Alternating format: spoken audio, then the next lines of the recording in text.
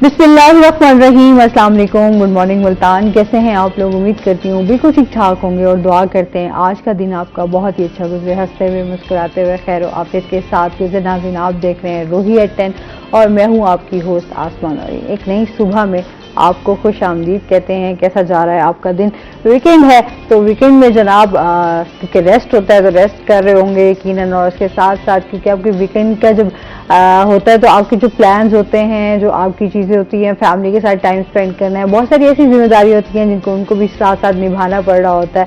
अच्छा, वीकेंड पे होता है ये है कि जब आप कहते हैं कि अच्छा जी वीकेंड में हम रेस्ट करेंगे, सोएंगे, जो पूरा वीक काम करते रहे हैं उसकी थकावट उतरेगी, लेकिन ऐसा नहीं होता क्योंकि जब आप पूरे वीक के बाद जो है आप घर में छुट्टियां जो है वो 2 गुजारते हैं तो उसमें आपकी बहुत घर की जिम्मेदारियां भी होती हैं, घर की चीज़ें जो है वो भी आपको काम जो है वो करना पड़ रहा होता है। तो मेरा ख्याल में सुकून जो है और रेस्ट वो बड़ा कम होता है, लिमिटेड होता है। लेकिन फिर भी हमेशा एक बात करती हूँ कि ज़िंदगी को जो है वो आसान बनाना चाहिए। और सबसे एक बात आज अपने इस प्लेटफॉर्म से लाजमी शेयर करूँगी कि हम लोग समझते हैं कि हर इंसान का सोचने का जो है नज़रिया है वो दूसरे इंसान से डिफरेंट होता है, लिहाजा अपनी कभी भी चीज़ों को दूसरों के ऊपर मुसल्लत करने की कोशिश मत किया करें। हमेशा दूसरे इंसान को भी समझने की कोशिश किया करें, तभी चीज़ें आसान होगी। जब हम खुद से जजमेंट जो है वो करना शुरू कर देंगे और दूसरे को अंडरस्टैंड नहीं करेंगे तो हमारी चीज़ें जो है वो मुश्किल भी हो जाएंगी, दूसरा भी अंडरस्टैंड नहीं करेगा। इसी दौरान जो है वो गलत फहमियाँ भी पैदा होती हैं और आपके रिलेशनशिप्स भी डिस्टर्ब हो जाते हैं, चाहे आपकी फैमिली है, चाहे आपके बहन भाई हैं, चाहे आप मियाँ बीवी हैं। तो जब तक आप दूसरे को नहीं समझेंगे कि वो इंसान आपसे ज़रा मुख्तलिफ है, आपसे ज़रा मुख्तलिफ सोच रखता है, तो जब आप ये चीज़ें समझना शुरू कर देंगे तो बहुत अच्छी और हैप्पी लाइफ गुजारेगी। इसी के साथ अपने प्रोग्राम का सिलसिला आगे बढ़ाते हैं। आज हमारे साथ जो गेस्ट मौजूद हैं उनकी तारुफ करवा देती हूँ। आज हमारे साथ मौजूद हैं जी सैयद बाबर शाह, जो कि मुस्लिम लीग नून से हैं, सियासी रहनुमा है। अस्सलाम वालेकुम, कैसे हैं आप? ठीक ठाक हैं? वेलकम करते हैं अपने शो में आपको। और इसके साथ ही जो हमारे दूसरे गेस्ट हैं वो हैं जी हमारे रूही के सीनियर रिपोर्टर जुनेद अनवर। अस्सलाम वालेकुम, कैसे हैं आप जुनेद? अल्हम्दुलिल्लाह जी, आप कैसी हैं? ठीक है, मैं ठीक ठाक, अल्लाह का शुक्र। आप सुनाएं? जी अल्हम्दुलिल्लाह। कुछ दिन पहले जैसे हमने जिक्र भी किया था कि जुनेद के साथ जो है जिस तरह क्राइम की हमेशा हम बात करते हैं कि स्ट्रीट क्राइम बढ़ रहा है, तो उसका शिकार जो है वो जुनेद खुद भी हुए हैं। तो जुनेद, क्या बना आपका उस वाक़े के हवाले से? पुलिस ने कोई एक्शन लिया या नहीं लिया? FIR तो उसके मुकदमे की दर्ज हो गई है, मगर ये भी अब देखेंगे पुलिस सिस्टम का कि पिछले तकरीबन 48 घंटे से जो हमारा फ्रंट डेस्क सिस्टम है पुलिस का, उसका सॉफ्टवेयर बैठा हुआ है, किसी भी FIR की वो प्रिंट नहीं निकल रहा पूरे जिला मुल्तान के अंदर। FIR दर्ज होगी, मैसेज भी आ गया, मगर अब वो प्रिंट के इंतजार में वो इस टाइम मौजूद हैं। तो ये एक नाकामी भी है कि IT का दौर है और IT पर वो मुनसर है और अभी तक प्रॉब्लम हो गई है और 48 घंटे हो गए और प्रिंट नहीं निकल पा रहा। पूरे जिला मुल्तान के तमाम थानों के अंदर इस टाइम ये सूरत हाल है।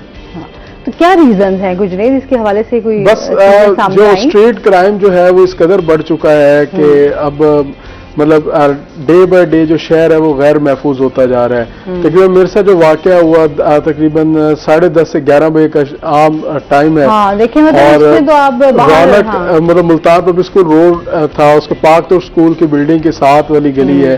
उसके वजह से मैं आम रूटीन में गुजर रहा था कि एक बुजुर्ग को उन्होंने शायद आर्म में खड़ा किया हुआ था, रोड ब्लॉक किया हुआ था।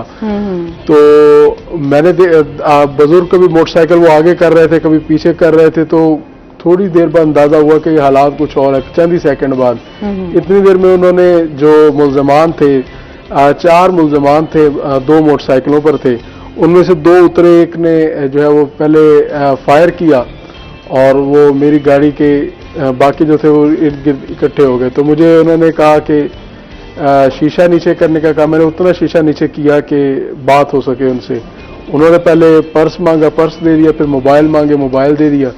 फिर उसके बाद उन्होंने गाड़ी के अंदर उसी शीशे में से हाथ डालने की कोशिश की, तो मैंने उसका हाथ पकड़ा तो उसने एक और फायर किया जो सीधा किया और वो साथ एक आगे पार्क गाड़ी के अंदर जाके लगा और उसकी विंड स्क्रीन टूट गई।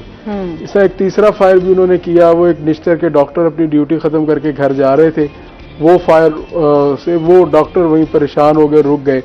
बाकी फिर 2 मुलजमान उधर जाके उनके साथ डकैती की उन्होंने। बाकियों ने मेरे साथ जो कि मोबाइल, पर्स और यहाँ तक देखें कि इतनी तसल्ली से उन्होंने किया कि दूसरी साइड का गेट खोलकर उन्होंने जो गाड़ी में मौजूद परफ्यूम और वो बॉडी स्प्रे और जो दीगर उनके इस्तेमाल की चीजें थी वो तक लूट कर ले गए। और पुलिस का ये सिस्टम था कि 15 को कॉल करने के बावजूद ज़ाहिर है वहाँ के राहगीरों ने तो कोई 15 पे कॉल करने को भी तैयार नहीं होता कि मैं इस जद में ना आ जाऊँ। तो तकरीबन आधे घंटे बाद जो है वो पुलिस पहुंची। पुलिस भी बाद में थाने की पहुंची। पहले जो वो मोटरसाइकिल हमारे जो डॉल्फिन है वो पहुंची और उसके बाद पुलिस पहुंची और वो रिवायती उन्होंने कार्रवाई की, खोल वहाँ से इकट्ठे किए और उसके बाद जो FIR हो गई। तो जिसकी वजह से ये सारा वाक़या हुआ। SHO थाना जो थे हशमत बिलाल साहब थे, उनका मुझे भी फ़ोन आया तो कि हम मुलजमान तक पहुंच रहे हैं। तो उनसे यही सवाल किया कि अगर शहर के अंदर एक सबसे बड़े चैनल का जो है वो सहाफ़ी एम्प्लॉय भी अगर वहाँ महफूज नहीं है तो कौन इस शहर में महफूज होगा। तो ये एक इस टाइम जो है शहर की सूरत हाल है। क्राइम की रेशो इंतहाई बढ़ चुकी है। आप देखें, हम तो न्यूज़ देखते हैं रोज़ाना की बुनियाद पर 8-10 ऐसे वाक़यात हो रहे हैं कि लोग जो है वो अपनी जो है जानो माल से जा रहे हैं।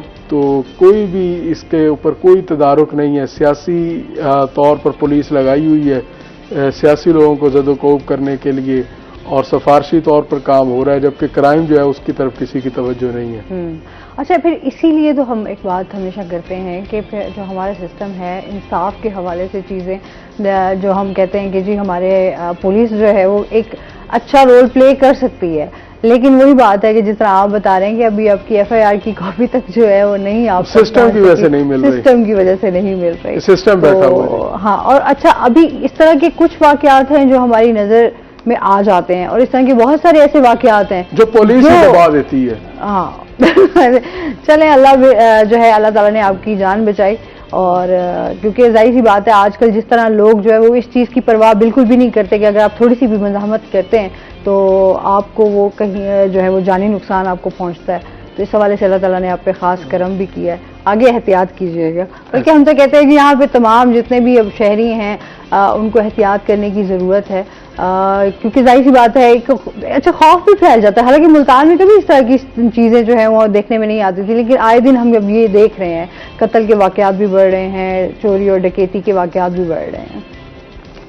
अच्छा जी, इसके साथ ही आपसे जानते हैं आपका क्या हालचाल है, ठीक ठाक है, आपकी क्या एक्टिविटीज़ चल रही हैं?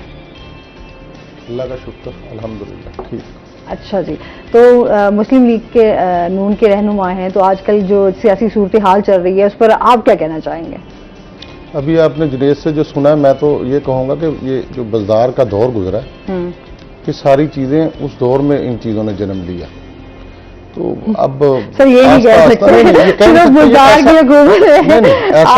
ये बरसों से चीजें चलती ऐसा ही हुआ है, ऐसा ही हुआ है। जब तक मियां शहबाज शरीफ साहब रहे हैं क्राइम पे बड़ा अच्छा कंट्रोल था। और अब तो अब भी हैं वो तो बेरोजगारी की वजह से अभी तो हुकूमत में है वो। नहीं, बिल्कुल हुकूमत में है। क्राइम बढ़ रहा है, जो कुछ हुआ है इसका तदारक भी होगा और मुल्तान पुलिस इसका सारा कुछ करेगी भी। लेकिन ये जो चीज़ें आ जाती हैं, जो बेरोजगारी की वजह से ये सारा कुछ आगे बढ़ा है और पुलिस के पास जिस तरह के इख्तियारात हैं, जो उनके पास चीज़ें हैं, उन्होंने उन्हीं चीज़ों को लेके आगे चलना ना जी। जो उनके पास जितना साजो सामान है वो कोशिश कर रहे हैं और इंशाअल्लाह ताला इनका भी मसला साल होगा और दूसरे मसले भी साल होते आ रहे हैं, मुल्तान में होते आ रहे हैं और होता रहेगा ये। और अल्लाह करे कि हमारी पुलिस भी और दूसरी चीज़ें उनको जो जिस चीज़ की उनको ज़रूरत है उनको दी जाए और वो ये सारे जो क्रिमिनल हैं इन पे कंट्रोल करें और ऐसा होगा इंशाअल्लाह ताला। और ऐसा हुआ है मियां शहबाज शरीफ साहब के दौर में।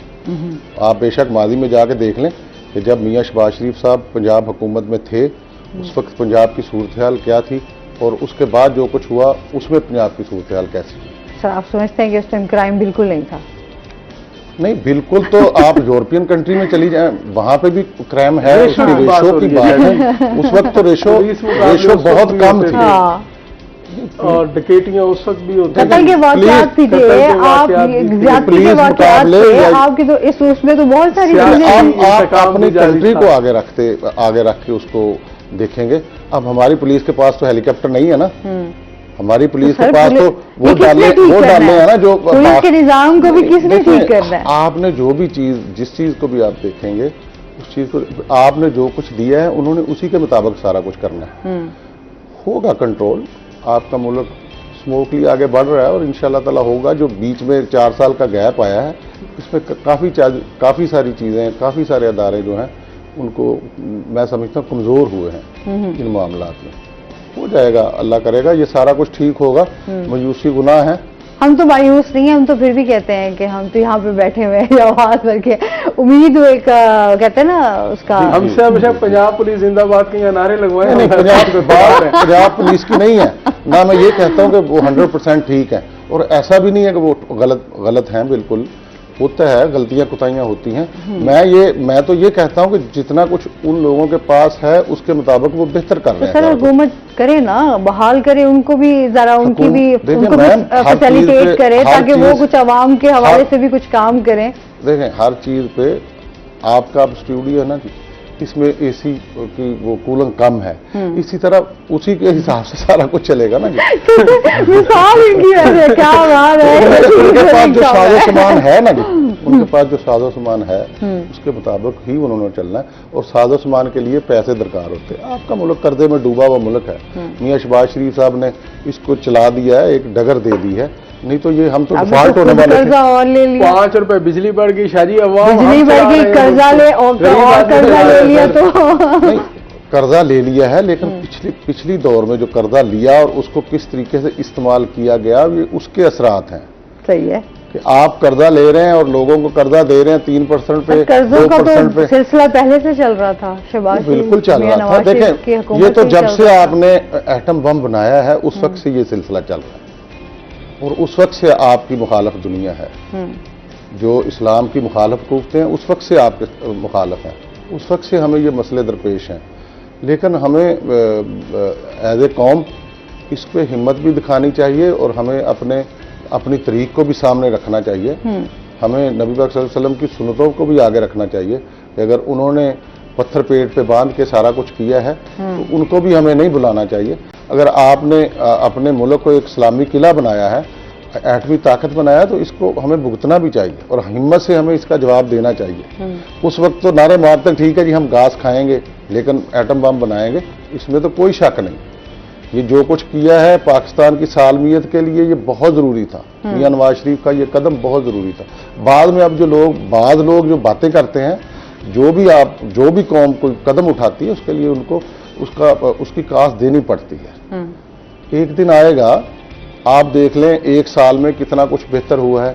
मियां साहब ने कितनी कोशिश की, आपके मुल्क को डिफॉल्ट से बचा लेना भी बड़ी बात थी। तो उनके तो अपने खुद के अल्फाज से डिफॉल्ट हो गए, डिफॉल्ट हो चुका है। उनके थे, उन्होंने साफ साफ बातें की हैं लोगों से। पिछले दिनों भी हर बंदे ने सुना है, वो टीवी पे कह रहे थे कि यार जहां जाते हैं ये होता है कि अगले सोचते हैं कि ये मांगेंगे कुछ नहीं। तो ये वो हकीकत बताते हैं। लोग इसको उल्टा ले लें, उल्टे तरीके से सोचें या सीधे तरीके से सोचें। जो कुछ कह रहे हैं, मियां शहबाज शरीफ अनथक आदमी है। सुबह 6 बजे उठ के 12 बजे सोने वाला बंदा, इससे बेहतर पाकिस्तान में क्या हो सकता है? सही बात। ये आप ब्यूरोक्रेसी से पूछे, जो लोग उनके साथ काम करते हैं उनसे पूछे। जी, अगर मैं 5 बजे उठना शुरू कर दूं, मुझे बढ़ा देंगे? हम भी सुबह उठते हैं। नहीं, देखिए, जब एक आपका माजी करीब का वज़ीर आज़म गुजरा है जो 1 बजे उठता था, उसने मशीर सारे इम्पोर्टेड सारे बाहर से मंगवा लिए, जिनको पता ही नहीं था ग्रास लेवल पे है क्या। एक बंदा खुद से सारा कुछ कर रहा है। अब सारी ख्वाहिशें तो अल्लाह पूरी नहीं करता जुनैद। अल्लाह ताला ने वज़ारत उज़्मा उनके हिस्से में लिखी हुई है, इज्जत देनी उनके हिस्से में लिखी हुई है। हर बंदा वज़ीर आज़म नहीं बन सकता। उनकी जो बंदा बनता है उसकी मेहनतें, काविशें उसमें शामिल होती हैं। ख्वाहिश हर बंदा रखता है, ख्वाहिश रखने में। अब कई बंदे ऐसे भी होंगे, रूई चैनल का एंकर बन जाऊं या रिपोर्टर बन जाऊं, तो वो आपके हिस्से में अल्लाह ने लिखा हुआ आपके हिस्से में है। जो चीज आपकी किस्मत में लिख दी गई शासी ने कर दी है। सर जुनैद, शहबाज शरीफ का जो है वो दौरा रहा या मुल्तान के हवाले से, उसके हवाले से थोड़ा सा बताइएगा कि कैसा रहा? हाँ बिल्कुल, वज़ीर आज़म शहबाज शरीफ जो हैं वो वज़ीर आला पंजाब मोहसिन नकवी साहब और गवर्नर पंजाब और वफाकी वज़ीर समेत जो है वो मुल्तान आए। इंस्टीट्यूट का जो है वो इफ्तिताह भी किया उन्होंने, और उसके साथ साथ बहाउद्दीन ज़िक्रिया यूनिवर्सिटी के अंदर लैपटॉप की तकसीम भी की। और उसके बाद शहबाज शरीफ जो है वो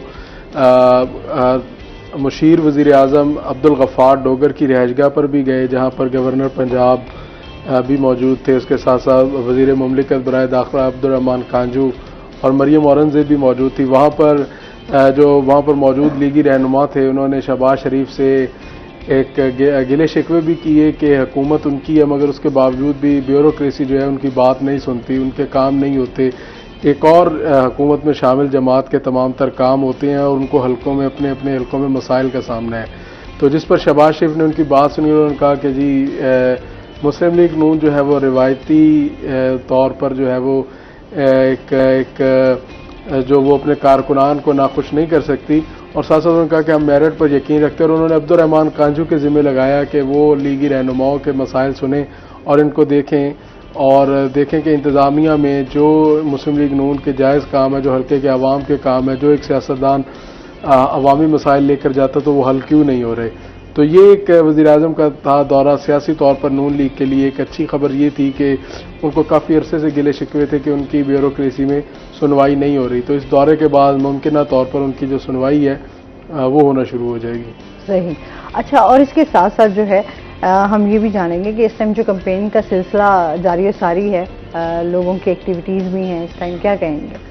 हाँ बिल्कुल, इलेक्शंस की क्या बाबर शाह साहब से भी पूछेंगे क्योंकि मुस्लिम लीग नून की जानिब से ऐलान कर दिया गया है इलेक्शन की तैयारी के हवाले से। जो सदर है मुस्लिम लीग नून पंजाब और वज़ीर दाखिला भी राना सनाउल्लाह, उनकी जानिब से एक बड़ी सबसे अहम बात ये की गई कि मुस्लिम लीग नून पंजाब की तमाम नशिस्तों पर कौमी और सूबाई की जो है उन पर अपने जो उम्मीदवारान है वो खड़े करेगी।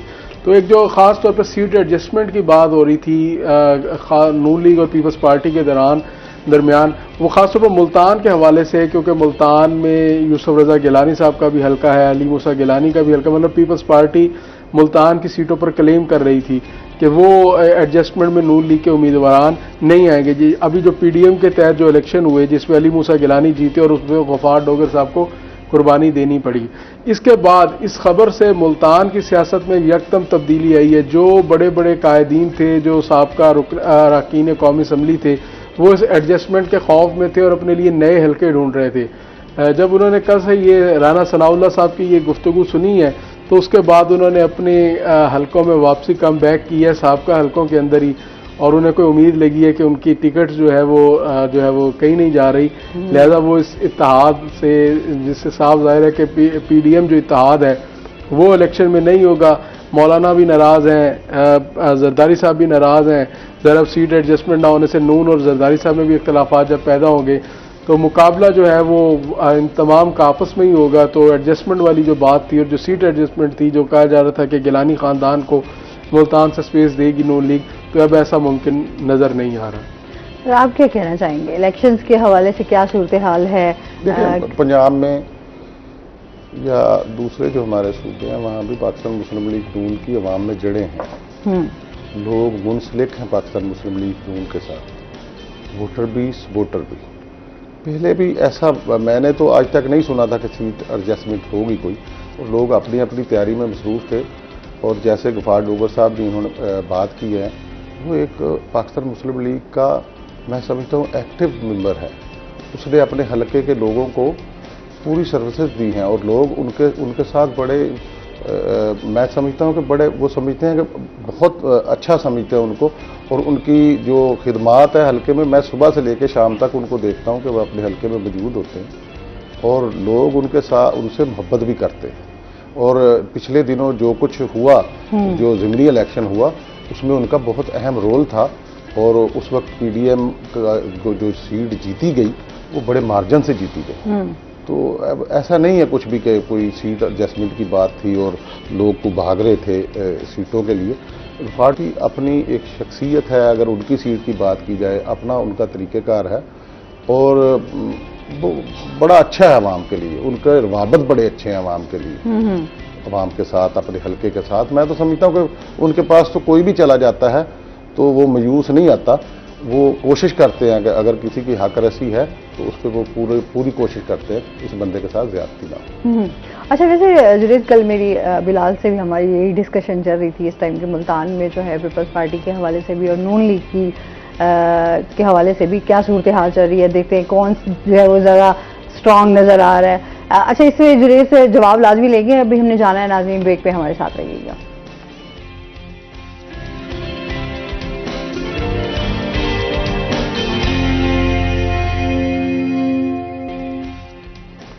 वेलकम बैक नाज़रीन, रोही एयरटेल में आपको खुश आमदीद कहते हैं। अच्छा जी, मैं बात कर रही थी पीपल्स पार्टी और मुस्लिम लीग नून के हवाले से कि इस टाइम जो है क्या सूरत हाल आपको नज़र आ रही है कि पीपल्स पार्टी के उनकी एक्टिविटीज़ भी जारी हैं और कहीं ना कहीं बहुत सारे लोग ये बात कर रहे हैं कि पीपल्स पार्टी जो है इस टाइम बड़ी स्ट्रॉन्ग है। बिल्कुल, पीपल्स पार्टी जो है वो इस टाइम बहुत अच्छा प्ले कर रही है। हुकूमत से भी वो जो अपने इख्तलाफात शो करते रहते हैं, हुकूमत में होने के बावजूद कहते हैं हुकूमत नहीं है, पीडीएम का हिस्सा थे, अब वो पीडीएम का हिस्सा भी नहीं है। और अगर ख़ासतौर पर मुल्तान की बात की जाए, मुल्तान डिवीजन की बात की जाए, तो पीपल्स पार्टी का इस वक्त होल्ड है। जो इसमें ब्यूरोक्रेसी में सबसे ज़्यादा जो है वो पीपल्स पार्टी की सुनी जा रही है। मतलब मैपको हो, इसके साथ साथ दूसरे इदारे हों, दीगर इदारे हों, कमिश्नर ऑफिस हो, दीगर, तो वहाँ पर पीपल्स पार्टी की सुनवाई ज़्यादा है। उसकी एक बड़ी वजह शायद ये भी है कि यूसुफ रज़ा गिलानी साबिक वज़ीर आज़म है और उनका एक अपना रख रखाव और अपना एक वज़ादारी भी है जिसको People's Party full Multan division में इंजॉय कर रही है। इस टाइम तमाम जो काम है, तरक्याती मनसूबे जो हैं वो पीपल्स पार्टी को ही ज़्यादा प्रेफरेंस हो रही है। PWD में जो मनसूबे आते हैं वो भी पीपल्स पार्टी इसको इंजॉय करती है। इस हवाले से अली हैदर गिलानी जो हैं वो काफ़ी सरगर्म दिखाई देते हैं। अली हैदर गिलानी का जो डेरा है वो इस वक्त जो है वो मसाइल लेकर आने वाले लोगों से भरा हुआ होता है और उनके फ़ोन चल रहा है। मतलब आप पॉलिटिकल बीट करता हूँ, किसी भी सियासतदान के डेरे से अंदाज़ा लगाते हैं कि उसकी वहाँ पर क्या सरगर्मी और इस टाइम हाँ। उसकी मार्केट में क्या वर्थ है। तो इस टाइम गिलानी हाउस जो है वो मुकम्मल बाख्तियार है। वो उसका फ़ोन जो है, गिलानी हाउस से जाने वाला फ़ोन जो है वो बड़ी अहमियत का हामिल होता है जहाँ भी जाता है। तो इसलिए यही वजह है कि मुस्लिम लीग नून की जो क़यादत है वो इस हवाले से काफ़ी नाला है। अगर मुल्तान की बात की जाए तो मुस्लिम लीग नून में बड़े नाम है। सलमान नईम साहब हैं, अगर आप उनसे जो अलहदगी में बात करें या ऑफ साइड, तो उनके भी तहफ़्फ़ुज़ात हैं इसी बात पे। अब्दुल गफ़ार डोगर साहब के तहफ़्फ़ुज़ात हैं। यहाँ तक के जो डिवीजनल सदर हैं अब्दुर्रहमान कांजू और वज़ीर मुमलिकत बराए दाखिला हैं, वो भी इस हवाले से जो है उनके भी तहफ़्फ़ुज़ात हैं। अच्छा, उनको भी है।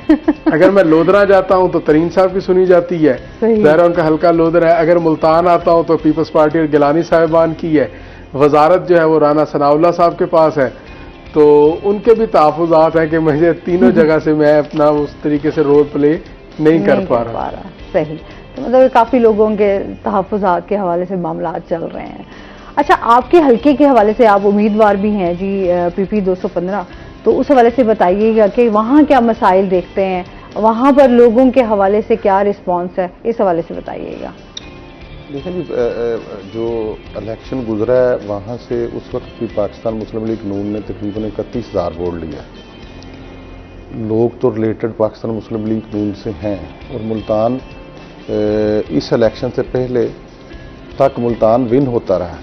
और मैं जो वहाँ के मसाइल देख रहा हूँ, इन 4 साल में जो कुछ हुआ है, को फर्ज करें को सीवरेज के काम हुए हैं, उनमें भी फॉल्ट है, वो दोबारा से करवाने पड़ रहे हैं और वो दोबारा से होंगे सारे। वैसे आज तक समझ नहीं आई, रोड्स बना दिए जाते हैं, बड़े अच्छे रोड्स बन जाते हैं, लोग बड़े खुश हो जाते हैं, चलें जी कोई तरक्याती काम चल पड़े हैं, अब कुछ आसानियां हो जाएंगी। फिर कुछ दिनों बाद पता चलता है वही रोड जो आपके बहुत कारपेट रोड अच्छे बने हुए होते हैं वही उखाड़ दिए जाते हैं। फिर सेवरेज की याद आ जाती है, फिर सेवरेज पाइपलाइन जो आज गुजार रहे होते हैं, फिर कोई और मामला निकल आते हैं। पाइपलाइन तो एक अलहदा से है। अक्सर ये होता है सीवरेज में जब आप गलत करते हैं, गलत तरीके से सीवरेज डाली जाती है, फिर जब सीवरेज खराब होती है रोड तो फिर टूटता ही टूटता है।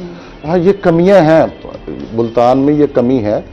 उसको जो मुतलका महकमे हैं उनको इसको देखना चाहिए। पाकिस्तान के जो इस तरह फंड आते हैं वो ज़ाया होते हैं, ये कमी है। इस पे ऐसी कोई, मैं तो कहती हूँ फंड के ऊपर हमेशा सवालिया निशान होता है। नेग्लिजेंस सवालिया निशान। दोस्त है ठेकेदार है, मैं उससे अक्सर पूछता हूँ कि रोड क्यों खराब हो जाते हैं। कहते हैं अगर एक दफा ही हमने ठीक करके रोड बना दिया तो दोबारा फिर कौन बनाएगा? ये टूटता रहेगा, बनता रहेगा, हमारा काम चलता रहेगा। इसको तो कंट्रोल जो इंजीनियर हैं जिस महकमे के वही करेंगे ना जी। हाँ। उनको ही करना चाहिए। ये अपना जो मुल्तान में हमारे डीसी साहब हैं या कमिश्नर साहब हैं, उनको इसको चेक करना चाहिए, कमी है। कमियां तो बहुत सारी हैं, फिर सर एक कमी गिनवाए। देखिए जी, जब आप हर इदारे की बहुत सारी कमियां, जब शुरू करेंगे, जब करना उनको हल तो करना शुरू करेंगे तो होंगी ना जी। बहुत सारी कमियां होती हैं, उनको हल तो करते ही है ना जी। हमारे घरों में भी कमियां होती हैं, बाहर भी कमियां, जब हल ही नहीं करेंगे तो उनका हल तो नहीं होगा ना जी। कमियां जो होंगी उनको हल करेंगे ना जी। तो अभी आप अपने हल्के के हवाले से क्या देख रहे हैं? अल्लाह का शुक्र है, हमारा हल्का ठीक है। बाकी मसाइल हैं, मसाइल तो हर कंट्री में होते हैं, हर सिटी में होते हैं। अवामी बंदे हैं। हाँ जी, अवामी बंदे हैं जी। जी शाह का जो डेरा है वो आबाद रहता है दोस्तों से। हाँ। और इनकी माशाल्लाह बड़ी अच्छी टीम है, नौजवानों पर मुश्तमिल टीम है। और इस वक्त जो है ने रहील और जो साथ साथ दूसरे जो दो भाई है उनको लेकर भी आए हैं। और इनको यहाँ तक हनी है दूसरा, वो भी इनको लेकर आए, तो इनकी अच्छी एक टीम है माशाल्लाह। टीम भी है और ये सारे लोग पाकिस्तान मुस्लिम लीग से जज्बाती तौर पर मुंसलिक हैं। और पाकिस्तान मुस्लिम लीग नून में जो बंदा आता है या जो बंदा इलेक्शन की तरफ जाता है, उसके साथ पाकिस्तान मुस्लिम लीग के वर्कर होते हैं, जो पाकिस्तान मुस्लिम लीग नवाज शरीफ के चाहने वाले होते हैं। तो उसका बड़ा फायदा होता है। अभी कुछ दिन तो बड़े नाराज भी रहे हैं अगर मुस्लिम लीग नून के जो ये हर दौर में होता है कि वर्कर नाराज भी होते हैं, राजी भी होते हैं। सारे राजी भी नहीं हो सकते, सारे नाराज भी नहीं होते। ये हर दौर में होता है, इसमें ये कोई बड़ी बात नहीं। आपकी इलेक्शंस के हवाले से क्या तैयारियां चल रही हैं? जी हम तो सारा साल इलेक्शन के लिए तैयार होते हैं और पाकिस्तान मुस्लिम लीग तैयार है। सारे साल कराते रहने चाहिए नहीं सब, यानी कि हमें ये नहीं होता एक बंदा होता है ना जी आया और इलेक्शन में आके खड़ा हो गया, ऐसा नहीं होता। जो बंदा लोगों के दरमियान होता है वो तो तैयार ही होता है ना जी, उसे तो प्रॉब्लम नहीं होती जब भी इलेक्शन हो जाए। तो इस सिलसिले ऐसे जो इस तरीके से देखा जाता है ना जी।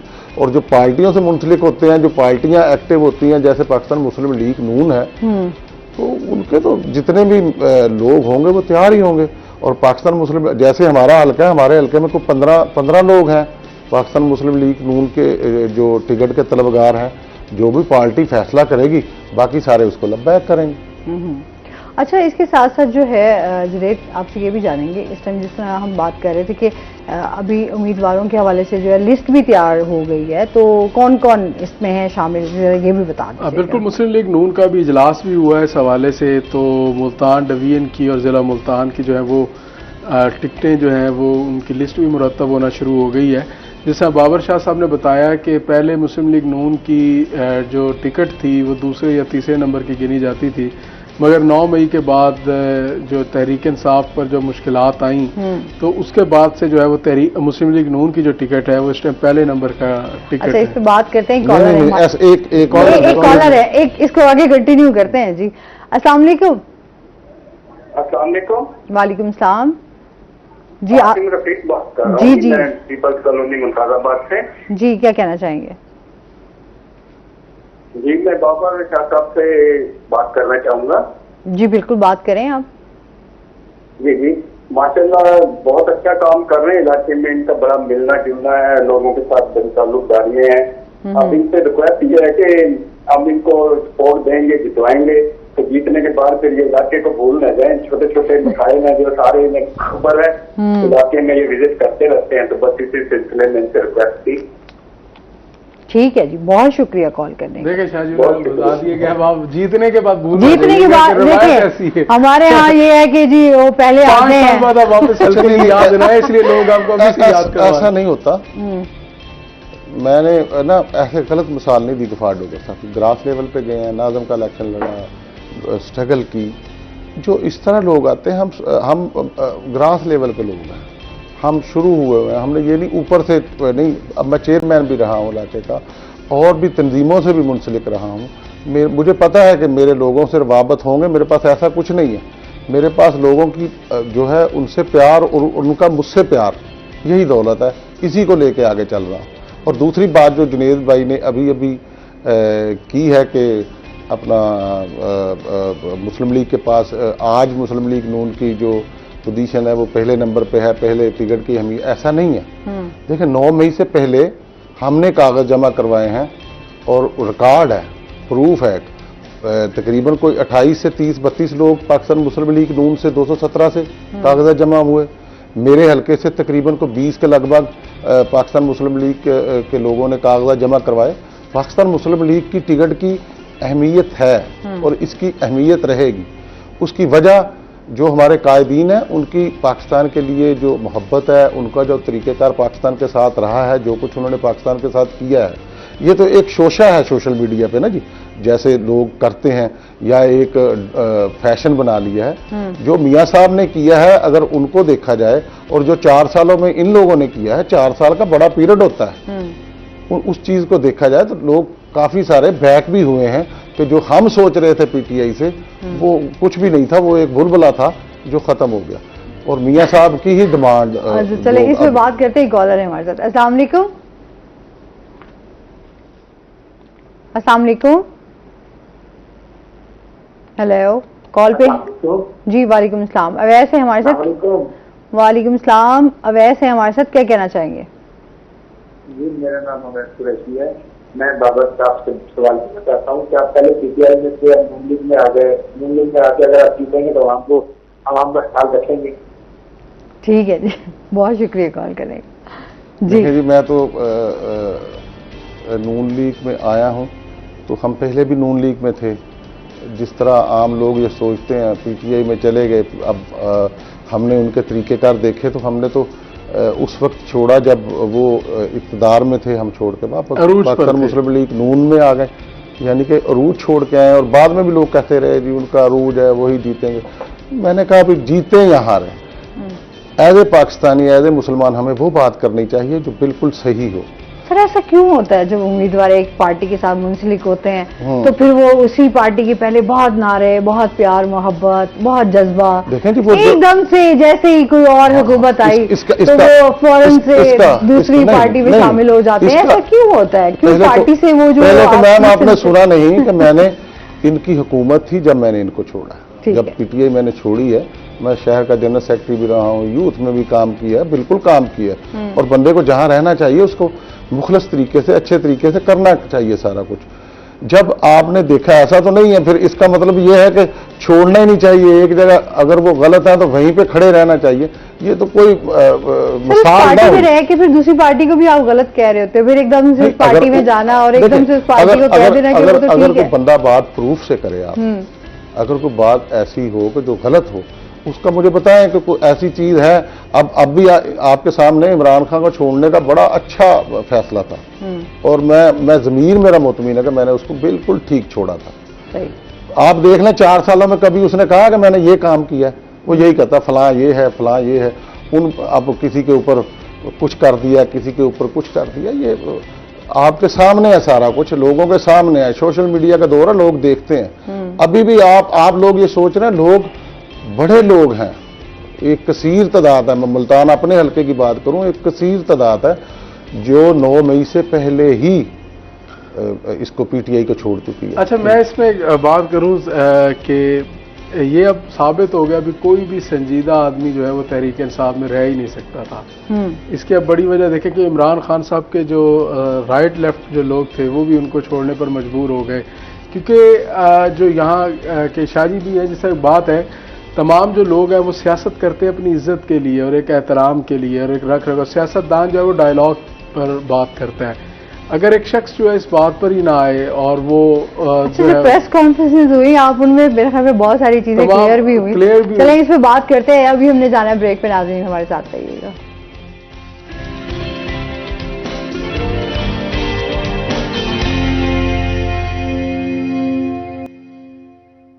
इलेक्शंस के हवाले से, अच्छा साथ साथ जिस तरह अभी पीपल्स पार्टी की, जैसे मैंने जुनैद से भी बात की, आप क्या कहना चाहेंगे पीपल्स पार्टी के हवाले से? देखिए उनकी अपना एक नुक्ता नजर है। अच्छा, इसको कंटिन्यू करते फिर आपकी बात बीच में रह जाएगी। कॉलर है हमारे साथ। अस्सलाम वालेकुम। जी वालेकुम सलाम। जी रशीद बात कर रहा हूँ। जी, क्या कहना चाहेंगे? जी, मेरा कहना ये था कि हम माशाल्लाह बाईपास पाकिस्तान मुस्लिम लीग नून के साथ हैं, तो जब भी पार्टी के ऊपर कोई बुरा वक्त आता है तो मियां साहब पास चले गए, तो रशीद साहब अंदर सुना तो मियां मुआफा अंदर अरेस्ट हो गई, तो पार्टी के अंदर यूथ के जो लोग होते हैं वो सब बेचारे यार मददगार रह जाते हैं, उन्हें कोई सपोर्ट देने के लिए कोई रिमाइंडर, कोई लीडर नहीं मिलता। हमें बहुत खुशाइन बात थी कि ये बाबर जान शाह साहब आए हैं पार्टी में, उन्होंने आके हमें यूथ को इकट्ठा किया और हमें चलाया।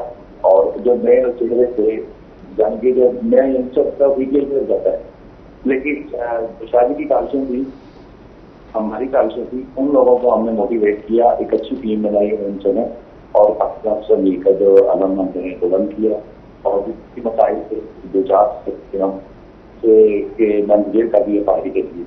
पार्टी की कोई प्रॉब्लम होती है हमें पता देते हैं या कोई मसला होता है, हमारे ऊपर कोई सस्ते करने वाला नहीं होता। तो हमें बहुत खुशी हुई जैसे बाबा शाह साहब आए हैं इधर मंदिर में और उन्हें बाकायदा हमें मुझसे लेके चले और हमारे ऊपर हर तरीके का आपके भी आप हमारे अच्छे हैं, पार्टी के सरबराह हैं और मैं बहुत खुशाइन तरीके से इन्हें वेलकम करता हूँ और एक सच्चा सिपाही है उसका निकलने उनका बाई बात। और हमारा ये कहना कि हम राजपूत हैं, जहाँ खड़े होते हैं अटल खड़े होते हैं। जी बहुत शुक्रिया कॉल करने का। ऐसे है ना जो आपने बात की है ना, शुक्रिया जी। अपना बात जो आपने पीपल पार्टी की है, जुनेद की अपनी जगह का बिल्कुल ठीक बात है। इन्होंने जो भी बातें की हैं ठीक बातें की हैं और ये भी बात ठीक है। ये कहा जाता है कि पाकिस्तान पीपल पार्टी का वोट नहीं है, गिलानी खानदान का वोट बैंक अपना है, वो उसको लेके चल रहे हैं। हमारे जैसे जो वर्कर लोग हैं, हम तो पाकिस्तान मुस्लिम लीग के वोट के साथ चल रहे हैं। हमारे पास जो वोट है वो तो मियां नवाज शरीफ साहब का वोट है, उनके नाम का वोट है। तो ये डिफरेंट चीजें हैं। आज अगर वो कुछ करवा रहे हैं, उनके मसले हल हो रहे हैं, तो अगर वो अपने हलकों में जीते हुए हैं तो उनके होने भी चाहिए, इसमें कोई हर्ज वाली बात तो नहीं है कोई भी। और जो हमारे कैंडिडेट हैं, जैसे जहां जहां से वो जीते हुए हैं, जो टिकट होल्डर हैं, उनके भी मसले हल हो रहे हैं, ऐसा नहीं है भी नहीं हो रहे। ऐसी कोई चीज नहीं मैंने सुनी आज तक कि ऐसा नहीं हुआ। उनके भी मसले हल हो रहे हैं, उनके भी हल्के हैं और मसले हल होने भी चाहिए, खा वो किसी भी पार्टी का बंदा हो। ऐसा मेरा ख्याल है, कुछ नहीं इस तरह का ये तासर मेरा ख्याल है गलत है। सही। तो शहबाज शरीफ साहब आए तो आपकी भी उनसे कोई मुलाकात हुई या? जी मुलाकात नहीं हुई। मैं वहां पे जरूर था और वो लिस्टर 2 भी गए और अब देखिए लिस्टर 2 कैसे बनता है। पहले की स्पीड और जब से ये होके गए उसके बाद आप देखिएगा अब इसको किस तरह ये जो वो टाइम टेबल दे गए हैं, टाइम फ्रेम दे गए, उसके अंदर ये बन जाएगा। शहबाज शरीफ, इसीलिए तो मैं कहता हूं कि ऐसा बंदा इस मुल्क की जरूरत है। अगर कोई अगर आप देखें ना, पिछले दिनों आप बज़दार साहब का अंदाजा लगा लें, आपने इतना बड़ा पंजाब और किसको दे दिया और उस वक्त की पीटीआई के अंदर ही बातें होती थी। आज भी उनसे पूछ लें, बड़ा फर्क है पंजाब में।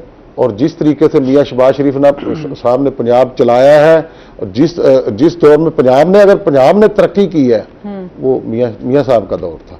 अब आप देख लें, हर चीज जिस चीज पे भी नजर डालेंगे, अगर वो तरक्की में चलती हुई नजर आएगी तो मियां शहबाज शरीफ साहब। क्या बात है, ये आपने बात अच्छी की। एक कॉलर भी हमारे साथ हैं। अस्सलाम वालेकुम।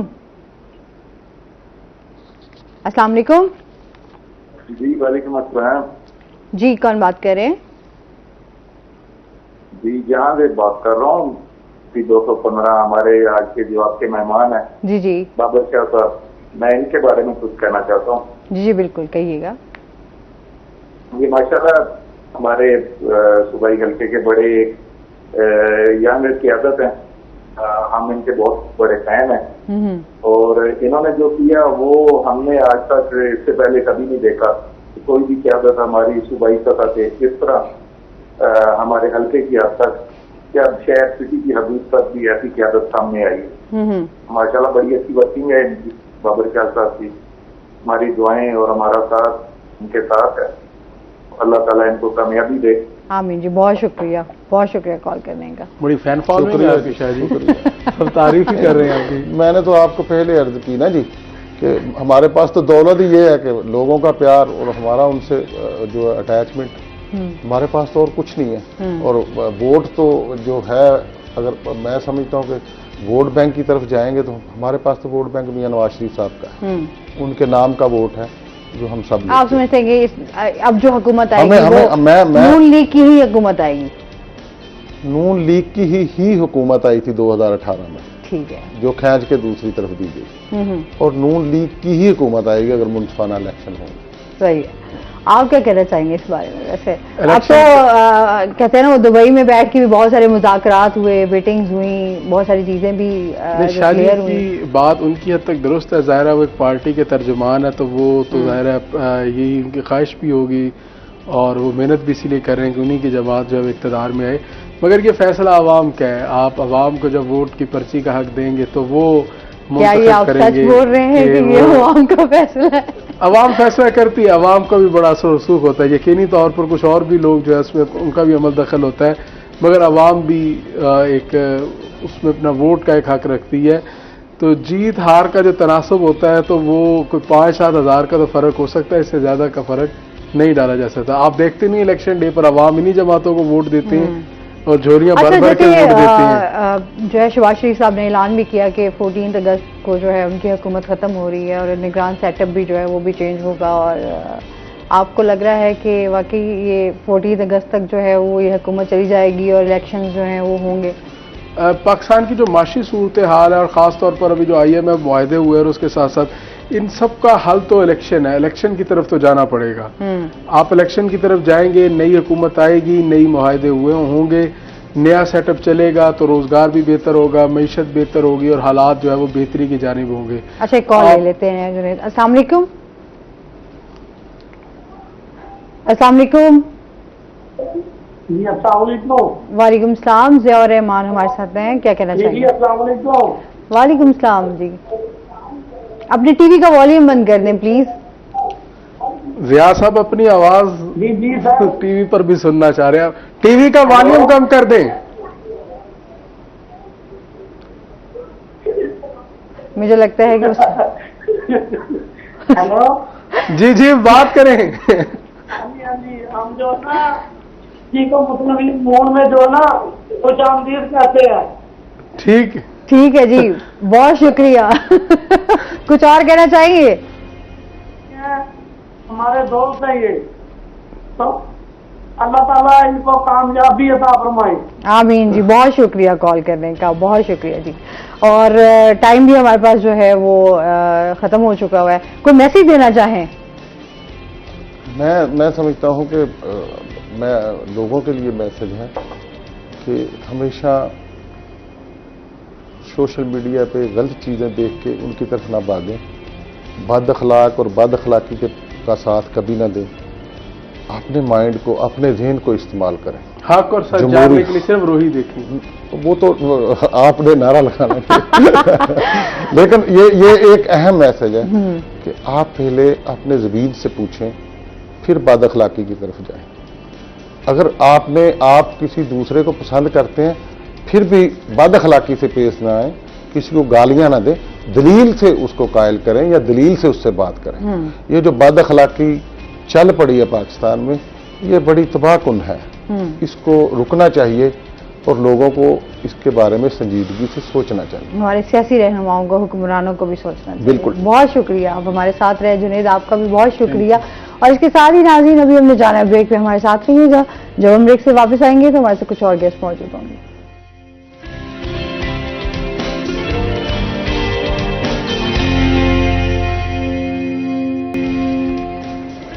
वेलकम बैक नाज़रीन, रोही एयरटेल में आपको खुश आमदीद कहते हैं। और ब्रेक के बाद हमारे साथ गेस्ट मौजूद हैं जी। आज हमारे साथ हैं डॉक्टर ज़मीर अल्ताफ खान साहब, जो कि फिजिकल थेरेपिस्ट हैं। अस्सलाम वालेकुम। वालेकुम। कैसे हैं आप? ठीक ठाक हैं? अल्हम्दुलिल्लाह ठीक वेलकम ठाक। करते हैं अपने शो में आप। Thank you so much. अच्छा जी, आज जो हमारा डॉक्टर साहब के साथ बात करेंगे, वो आज हम लकवा पे बात करेंगे कि इसका क्या ट्रीटमेंट है और इसके सिम्टम्स क्या होते हैं, और साथ साथ जो है कि मेडिसिन से ये ठीक होता है, क्योंकि ये एक ऐसी बीमारी है जो आए दिन हम देख रहे हैं ये भी बहुत तेजी से फैल रही है। तो इस हवाले से इनसे बात होगी। क्या हाल चाल है? सबसे पहले तो ये बताएं क्या चल रहा है आजकल? अल्हम्दुलिल्लाह ठीक ठाक। मरीजों को ठीक करने में लगे हुए हैं आप? बस अल्हम्दुलिल्लाह, मरीजों को साथ साथ अपने आप को भी ठीक करना जरूरी है।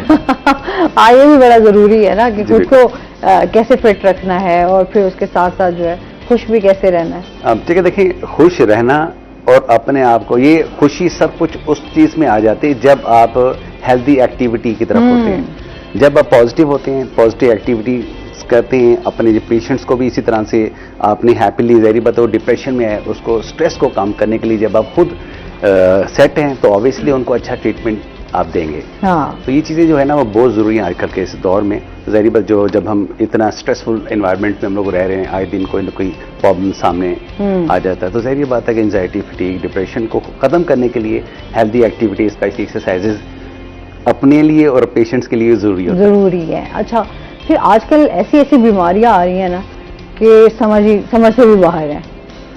देखिए उसकी सिर्फ वजह ही है कि जब हम अल्लाह और फिजिकल एक्टिविटी हमारी बड़ी कम हो गई है, ऐसे हमारा जो लाइफस्टाइल भी काफी चेंज हो गया है। देखिए मोबाइल अक्सर बात होते हैं कि मोबाइल के पीछे क्यों पड़ जाते हैं। जहरी बात है, हम ज्यादा टाइम मोबाइल को देते हैं। जब हम मोबाइल को ज्यादा टाइम देंगे तो हमारा दूसरी एक्टिविटी की तरफ जाने को दिल नहीं चाहता। तो जहरी बात है, फिर एक मतलब मोबाइल ने हर चीज अपने अंदर रखी हुई है। अब वो आपको अपने आप से बाहर निकलने ही नहीं देता। मतलब जो पहले वॉच थी, अब वो घड़ी खत्म हो गई। उसके बाद जनाब कैलकुलेटर हम यूज करते हैं, वो सारा उसी का, मतलब जितनी ऐप है, जितना कुछ है, सब चीजें आपकी, आपका बिजनेस सारा आपका मोबाइल पे आ गया ना। तो जब आपने मुसलसल सुबह उठना है तो गर्दन नीचे, सबसे पहले आपको कोई काम है, सबसे पहले मोबाइल पिक करना, देखना यार क्या क्या चीजें हैं। उसके मतलब उसको टाइम आधा घंटा देके उसके बाद फिर आपने शुरुआत करनी है। हाँ। तो आप देखें कि आपने बहुत सारे, मतलब हर दफा मैं प्रोग्राम्स पे मतलब इसके जो साइड इफेक्ट्स, आफ्टर इफेक्ट्स मैं बताता हूँ मैं। तो जाहिर बात है जब आप इस तरह के एनवायरनमेंट में रहेंगे तो ऑब्वियसली फिर आपको परेशानी तो होगी। तो यही बात है कि सख्त काम करने में लोगों को दिक्कत होती है। कभी आसानियां ज्यादा अच्छी लगती हैं ना। हम कहते हैं बस बैठे बैठाए हर काम हो जाए हमारा। अच्छा, लकवा जो है उसके हवाले से सबसे पहले तो बात कर लेते हैं ना। देखिए लकवा जो है ना आजकल एक कॉमन इशू है। मतलब है कि इसके साइंस सिम्टम्स पेशेंट को खुद महसूस हो जाता है। वो कैसे महसूस होता है? सबसे पहले तो उसको जो मतलब इसमें आप ये प्रोग्राम देखें ना, मैं चूंकि जब एक्सरसाइजेस कराऊंगा और जो मैंने साइन सिम्टम्स बताऊंगा उसमें चेहरे को मैं उस हवाले से आपको बताऊंगा ताकि आप उसको अंडरस्टैंड कर सकें। अब ज़ाहिर बात है लकवा हुआ वो आपका, उसकी काज कहाँ से शुरू हुई? काज से कान में इन्फेक्शन से शुरू हुई। इन्फेक्शन हुई, उसे नस दब जाना या इन्फ्लेम्ड होने की वजह से दाएं या बाएं जानिब उसका चेहरे का जाना टेढ़ापन हो जाता है। उसमें किस तरह से महसूस होती है? सबसे पहले तो लिप्स जो है ना, ईयर जो फील नहीं हो सकती, जो वर्ड्स प्रॉपर तरीके से प्रोनाउंसिएट नहीं हो पाते। उसकी वजह ये कि आपका जो है एक लिप्स हो गया, फिर चेहरा आपका एकदम रोटेट होता है, टेढ़ा हो जाता है। उसके बाद आपकी आंख है वो बिल्कुल ही इस तरह होती है, मतलब वो बंद नहीं होती, मुसलसल वो ओपन रहती है। और उसके बाद जनाब बोलने में स्पेशली कोई भी जैसे पाकिस्तान मतलब वर्ड्स वो ग्रिप नहीं होते, वो वर्ड्स एकदम स्प्रेड होते हैं, उसकी ग्रिप कमजोर होने की वजह से ये इशू होता है। अब इसमें मतलब डिफरेंट है, वायरल डिजीज भी हो सकती है इसमें। फिर जो अक्सर जो कहावत होती है ना कि जैसे ठंडा गर्म होने के साइंस सिम्टम्स, वो भी काज हो सकती है। तीसरी ये कि हमारी न्यूट्रिएंट डेफिशिएंसी की वजह से भी ये होता है। अब मैं अप्रॉक्सीमेट इस ट्रीटमेंट को अप्रॉक्सीमेट 18 to 20 ईयर से मैं ट्रीट कर रहा हूँ। तो सबसे पहले जो प्योरिटी होती है उनकी न्यूट्रिशन होती है। न्यूट्रिशन के साथ उनकी थेरेपी हम लोग कैसे हम शुरुआत करते हैं, मतलब है कि ये होता है 4 कैटेगराइज बेस पे हम उनको थेरेपी देते हैं। सबसे पहले जो चीज़ होती है वो होती है आक्यूप्रेशर पॉइंट्स। मतलब जो आपके जो पॉइंट्स होते हैं उन पॉइंट्स को हम लोग प्रेसिंग और उनको मैनिपुलेट करना। सेकेंड जो चीज़ होती है वो होती है इनका मसाज थेरेपी। थर्ड जो चीज़ होती है वो होती है इनकी एक्सरसाइजेस। फोर्थ जो है वो उनकी होती है स्ट्रेंथनिंग एक्सरसाइजेस होती है। ये जो है ना 4 पैटर्न्स के मुताबिक हम उनको ये सेल्फ एक्टिविटी और प्लस जो है थेरेपी में जब आते हैं उनको हम लोग इंफ्रारेड मसाजर के साथ हम ट्रीट करते हैं, स्टिमुलेटर्स को देते हैं ताकि मसल्स को स्टिमुलेट करे, उनकी जो मसल्स वीक हो गए उनकी स्ट्रेंथिंग हो, उनको मैनिपुलेट करे और ताकि उनका चेहरा जो है उनका वो सेट हो जाए। सही।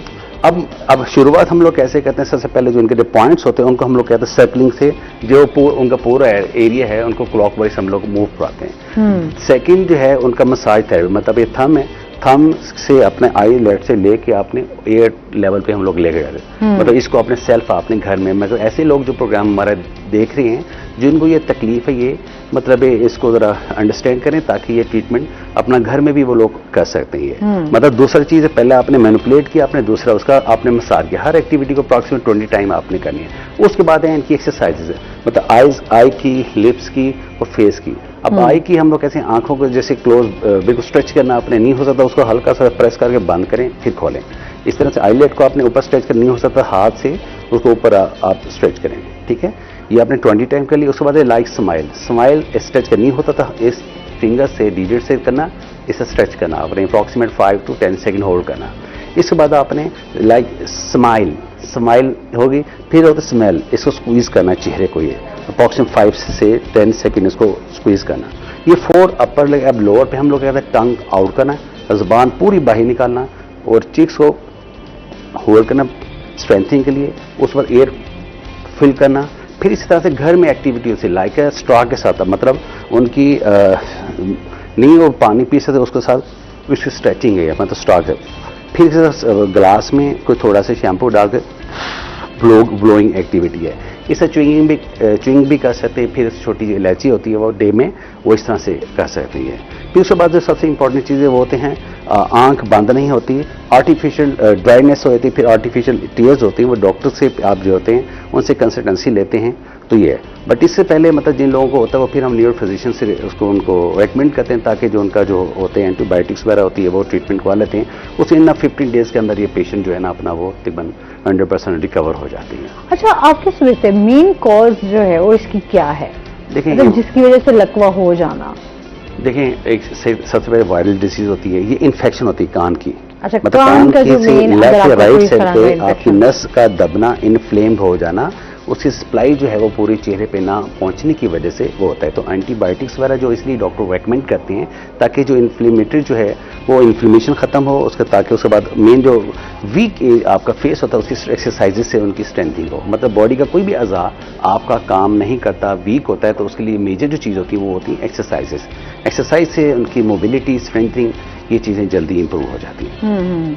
अच्छा, जाहिर सी बात है। अच्छा, ये पहले होता था जैसे बुजुर्गों को बहुत ज्यादा, या अगर शुगर के स्पेशली पेशेंट्स को हम देखते थे उनको लकवे के हवाले से फालिज हो गया, ये उनके ऊपर असर। अच्छा, आजकल हम बच्चों में भी देख रहे हैं कि लकवा हो जाता है। बिल्कुल, ये अच्छा जो इन्फेक्शन तो ईयर से शुरू हुई ना, कान से, वो मतलब इसमें एज की नहीं है, मोस्ट प्रोबेबली एज का नहीं, बच्चों में बहुत सारे होते हैं। अब मेरे पास बेशुमार बच्चे भी आते हैं, मतलब इन ईयर 2 ईयर के बच्चे भी हमारे पास आते हैं, तो उनको भी ये हो सकता है। फिर डायबिटीज पेशेंट में ये ज्यादा है, वो इसलिए होता है कि हर चीज तो उनके लिए मना होती है, तो वो ज़ाहिर बात है कि diabetes and hypertension is a silent killer.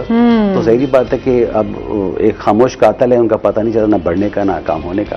तो ज़ाहिर बात है फिर इसमें बहुत सारी नेग्लिजेंसी होती है। अगर आपने डायबिटीज को भी कंट्रोल करना है तो आप परहेज और एक्सरसाइज कंपल्सरी करें, आप नॉर्मलाइज हो जाएंगे। सही। अच्छा, मजीद भी आपसे बात करेंगे। हमारे साथ जो है गेस्ट मौजूद हैं, मैं उनका तारुफ करवा देती हूँ। हबीब ख्वाजा साहब हमारे साथ मौजूद हैं जो कि माहिर लसानी आते हैं। अस्सलाम वालेकुम। कैसे हैं आप सर? ठीक ठाक हैं? वेलकम करते हैं अपने सर। आपकी जर्नी के हवाले से सबसे पहले तो बात करेंगे और आपका एक्सपीरियंस उस हवाले से बताइएगा। जर्नी से मुतालिक? जी, आपकी स्टडीज, आपकी। जी, मैंने वैसे तो पाकिस्तान में FSC की थी, लेकिन इसके बाद मुझे फिर लिंग्विस्टिक्स की तरफ भी गया मैं। तो हॉलैंड में इंटरनेशनल कॉन्फ्रेंस थी मैं 88 में, तो तब मैं गया था अटेंड करने के लिए। तो फिर मैं साथ वाला मुल्क है बेल्जियम, उधर चला गया स्टडीज के लिए। सही।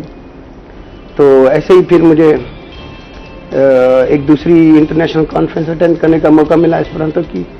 वो इत्तेफाक से मैं उधर पहले से ही मुकीम था स्पेन में। अच्छा।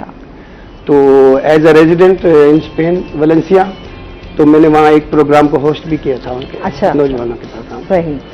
तो आपका एक्सपीरियंस कैसा रहा फिर? बहुत अच्छा रहा, बहुत कुछ सीखने का मौका मिला एस्पेरांतो की तरफ से। एस्पेरांतो एक ऐसी जबान है, इसके सीखने से दूसरी जबानें बहुत आसान हो जाती हैं। अच्छा, ये कैसी जुबान है एस्पेरांतो? पहले तो मेरे ख्याल है इसका ये बताया जाए कि जरूरत ही क्या है। हाँ। देखें, दोनों आलमी जंगें एक मखसूस इलाके में, पोलैंड के एक मखसूस इलाके में हुई, गलत फहमियाँ। तो सोचने वालों ने सोचा कि इसके पीछे जबान का किरदार है, गलत फहमियाँ हैं। तो बहुत कोशिशें हुई कोई एक आर्टिफिशियल जबान बनाने की। आर्टिफिशियल इसलिए कि वो किसी इस्तेमरारी कुव्वत की ना हो, इंपीरियलिस्ट, जैसे इंग्लैंड हमारा इंपीरियलिस्ट था, तो इनकी ना हो, किसी मजहब की ना हो, न्यूट्रल जबान हो, ताकि सब लोग उस पर यकजा हो सके। सही। तो 2-4 तजर्बात हुए, लेकिन एस्पेरांतो को कामयाबी हासिल हुई। सही। तो तब से अब तक ये इसके हर साल मुख्तलिफ ममालिक में कॉन्फ्रेंसेज होती हैं, जहाँ 20 ममालिक के लोग शामिल होते हैं अभी इस साल मेरे ख्याल इन दिनों में होने वाली है, जुलाई के एंड में और अगस्त के शुरू में इटली में। अच्छा, तो ये कौन से उसमें जो है मुल्क में बोली जाती है ज्यादा? वैसे तो क्योंकि आलमी जबान है, अमन भाईचारे और हाँ। दोस्ती की जबान है, पूरी दुनिया में बोली जाती है। और सभी ब्लॉक्स में, जैसे पहले दुनिया ब्लॉक्स में बटी हुई थी, तो हमने तो, मैं जब 88 में गया था उस वक्त ब्लॉक्स थे, तो वहाँ ब्लॉक्स को इकट्ठा मैंने देखा था, सबको ताअमल करते वक्त आपस मिलते मिलाते सबको देखा था। यानी एक कम्युनिस्ट ब्लॉक था, एक यूरोपियन ब्लॉक था, अरब थे, सब लोग वहाँ। तो ये देखा गया था कि जबान एक ऐसी हो, आलमी जबान, जो एक तो न्यूट्रलिटी हो उसमें, दूसरा सीखने में आसान हो। तो चाय आपको आती है? जी जी, थोड़ी सी हमें बोल के हमें भी। मीनो मिजस हबीब, हाँ, मैं estas पाकिस्तानानो, मैं estas चेवीन टेलीविजन। अब आपने मुझे उसकी ट्रांसलेशन भी बतानी है। मीनो मिजस, मेरी तरह बाकी देखने वाले भी परेशान हैं। मीनो मिजस मुझे बोला जाता है, कहा जाता है हबीब, मेरा नाम हबीब है। मैं estas पाकिस्तानानो, मैं पाकिस्तानी हूँ, ठीक है। मैं इस टाइम आपके यहाँ बैठा हूँ। हाँ, सही। अच्छा, इसको ये मतलब आसानी से सीखी जा सकती है? बहुत आसानी से। मैंने मैट्रिक के बाद, कितना टाइम लग जाता? मैट्रिक के बाद 3 हफ्ते में सीखी थी। अच्छा। 4 हफ्ते की क्लास थी और 1 हफ्ता गुजर चुका हुआ था जब मैं गया था। सही। तो बहुत आसान है इसमें, जो है ना, मकसद ये है कि ये ज़बान आसान हो, ताकि कोई भी दुनिया का बाशिंदा आसानी से इसके अल्फाज का ज़ख़ीरा जो है ना मुश्तरका ज़बान, यानी बहुत सारे अल्फाज जो ऐसे जो पूरी दुनिया के मुख्तलिफ ज़बानों में बोल लिए जाते हैं। मसलन सर बैठे हैं, मेडिकल से शुरू से ताल्लुक है इनका, SAN इनका जो है ना रूट है, जिससे इनका ताल्लुक है, सैनिटेशन है ना, SAN। एक SAN से मैं वर्ड बनाता जाऊंगा, इसकी डिक्शनरी इतनी सी पतली है, लेकिन जब मैं बनाने बैठूंगा तो खुद जितना मर्जी बोटा इसको ज़ख़ीम करता जाऊँ डिक्शनरी को। सही। साना, सान, ए लगा दूं तो हेल्दी, ओ लगा दूं तो सेहत, और सानू सेहतमंद हो जाओ, सानीगी सेहतमंद करने वाली, सानीजू सेहतमंद हो जाओ, यानी इस तरह लफ्ज प्रीफिक्सेस और सफिक्सेस लगाते जाएं, ये बनते जाएंगे। सही। अच्छा, यहाँ पर पाकिस्तान में भी लोग जो है इस जुबान के हवाले से जो है जानते हैं, बोलते हैं? जी जी, यहाँ 2 ज़राए से ना एस्परांतो दान सीखी गई है एस्परांतो। एक तो हमारे मरी में मुस्तर अब्बासी साहब थे, अल्लामा मुस्तर अब्बासी साहब। अच्छा। उन्होंने कॉरेस्पॉन्डेंस के जरिए सीखी थी। तो फिर वही हमारे सबके यहाँ रहनुमा रहे, उन्होंने बहुत कुछ किया, बहुत किताबें उन्होंने लिखी।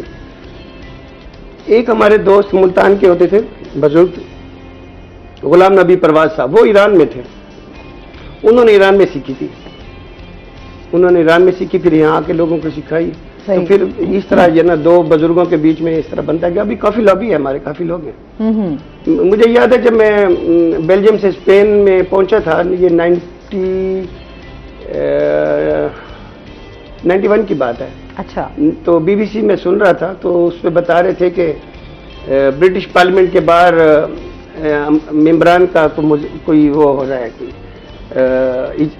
इज्तिमा हो रहा है, वो सब लोग जो है ना इस एस्परांतो लॉबी के थे। अच्छा। एस्परांतो के काज के लिए, यानी इंग्लैंड में जो आज मेन राइवल है हम एस्परांतो की, लेकिन इखलाकी बढ़तरी एस्परांतो की है, क्योंकि ये न्यूट्रल जबान है और वो इस्तेमारी जबान है। सही। इस्तेमारी है। मसलन उन्होंने फतुहात की, हमें जबरदस्ती सिखा गए अंग्रेजी से। वैसे है तो अच्छा, बुरा नहीं है, इंग्लिश आनी चाहिए। हाँ। लेकिन बजाय इसके कि आप अमेरिका जाए इंग्लिश सीखें, जर्मनी जाएं और जर्मन सीखें, चाइना जाएं और चाइनीज सीखें, मकसद यह है कि आप एक राब्ते की जबान सीखें जिसमें एक्सेल पैदा करें, और वो जबान आपके राब्ते की जबान हो, उसमें फिर आपको गलत फहमियाँ ना हो। आप इसका मतलब ये भी नहीं है कि आप दूसरी जबानों को खत्म करें, बिल्कुल नहीं, बल्कि बेहतर करेंगे आप उनको। यानी एस्परांतो सीखने से आपको अपनी जबान में इंसाइट मिलती है, आप अपनी जबान को भी ज्यादा अच्छा समझने लग जाते हैं। यकीन करें। अच्छा। अपनी जबान को आप एक नए अंदाज से समझने की कोशिश करते हो, बहुत अच्छा समझते हैं, क्योंकि प्रीफिक्सेस सफिक्सेस ये ना ये गेम है, आप बनाते जाइए। और मैं एक दोस्त के पास बैठा था, मेरे बुजुर्ग थे जिनसे मैं सीखने जाता था एस्परांतो के बारे में, तो वो बिजी थे किसी के साथ, तो एंड में मैंने कहा सीनियर ऑफ बिस्मिल्लाह स्क्रिबल, यानी मिस्टर बिस्मिल्लाह करते हुए लिखे बिस्मिल्लाह। मैंने ऐसे जस्ट कर दिया कि वो खुद भी एकदम ऐसे यानी इस प्रांतों में ये चीजें हैं, शागिर्द भी कोई ऐसी नई चीज डाल सकता है कि उस्ताद देखता रहे कि इसने कैसा इस्तेमाल किया है। अच्छा, वैसे ज़बीर साहब आपको भी चाइनीज आती तो होगी, आप भी बड़ा अच्छा मुकीम रहे हैं। देखें जिस मतलब यूनिवर्सिटी में था ऑब्वियसली वही तो इंग्लिश का ज़रा था, बट ये अपने मतलब थाईलैंड हो गया, चाइना हो गया, जब पर्शियन जहाँ जहाँ जिन मतलब इतना कि जितना मैं जो मुझे शॉपिंग में कोई चीज़ मैं परचेज करूँ कम से कम वो वर्ड्स मुझे आने चाहिए। ज़ाहिर बात है कि हाल हवाल ये चीज़ें मतलब थोड़ी बहुत ही होनी चाहिए। मतलब जब हम उनकी लैंग्वेज में कोई भी अल्फाज अदा करते हैं ना, वो थोड़ा सा वो कॉन्फिडेंट होकर हमारे से बात करते हैं। तो मतलब इसे जानने से पहले थोड़े से बंदा हावनो ले लेता है। अच्छा, वैसे भी ये इस्लाम में भी है कि आपको आनी चाहिए, मुख्तलिफ ज़बानें जो हैं वो आपको पता होनी चाहिए, लेकिन अभी हम देखते हैं कि हमारे यहाँ इतना वैसे फोकस नहीं है यहाँ पर। मोस्टली जो है वो हमारा जो है अभी, क्योंकि जाहिर सी बात है इंग्लिश के हवाले से जैसे सर भी बात कर रहे थे कि बहुत ज़्यादा उसके ऊपर जोर भी दिया जाता है, और वक्त की शायद एक ज़रूरत भी बन चुकी है, क्योंकि हम किसी भी इदारे के साथ मुंसलिक हों तो सबसे पहले आपसे यही पूछा जाता है डिग्री के साथ साथ कि आपकी स्पोकन इंग्लिश जो है वो कैसी है। इसमें मज़ीद भी बात करेंगे और साथ साथ अपने सेगमेंट की तरफ चलते हैं, आज के भाव।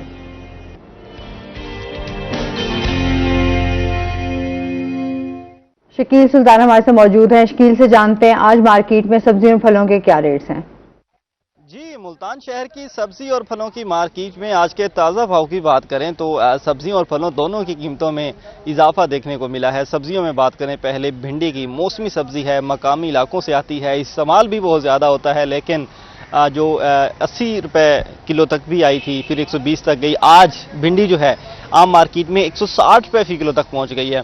मटर गैर मौसमी सब्जी है 320 रुपये में फरोख्त हो रही थी, अचानक 80 रुपये का इजाफा हुआ है, 400 रुपये फी किलो तक पहुंच गया है।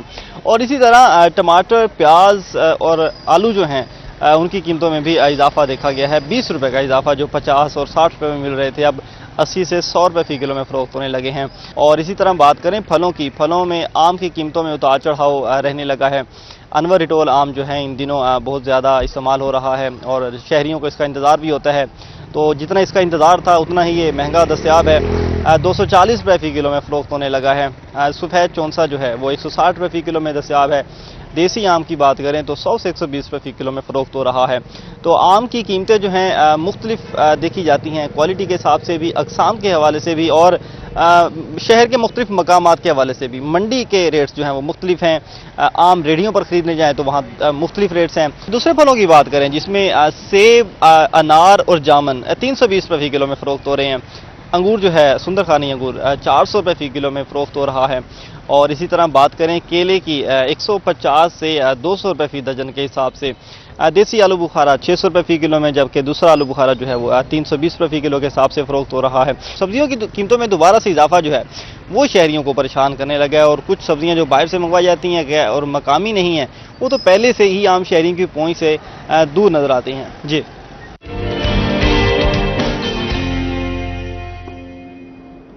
बहुत शुक्रिया शकील सुल्तान। और इसके साथ ही नाज़रीन अभी हमने जाना है ब्रेक पे, हमारे साथ रहिएगा।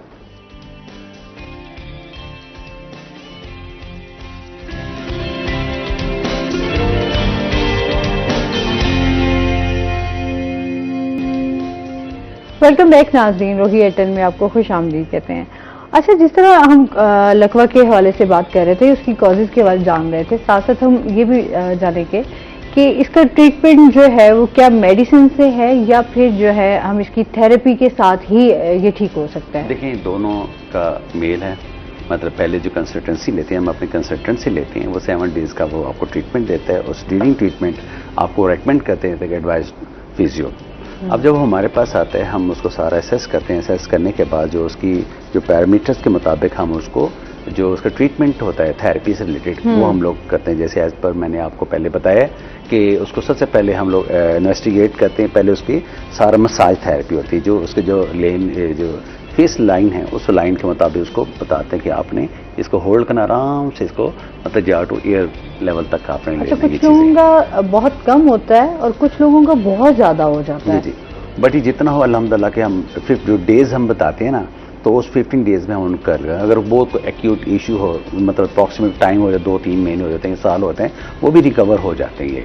ये ऐसा है। तो ये लकवा ठीक हो सकता है, मोस्टली लोगों को पता है कि ये लकवा ठीक नहीं होता और क्योरेबल, बट क्या है कि अगर वो इधर जो मतलब जो हमारे जो बाकी जो लोग होते हैं जिनको पता नहीं होता, वो एक बात है लाइक किडिंग कि एक पाकिस्तान को मतलब दुनिया के ना उस मुल्क में लिया गया, इधर एहसास बहुत ज्यादा है।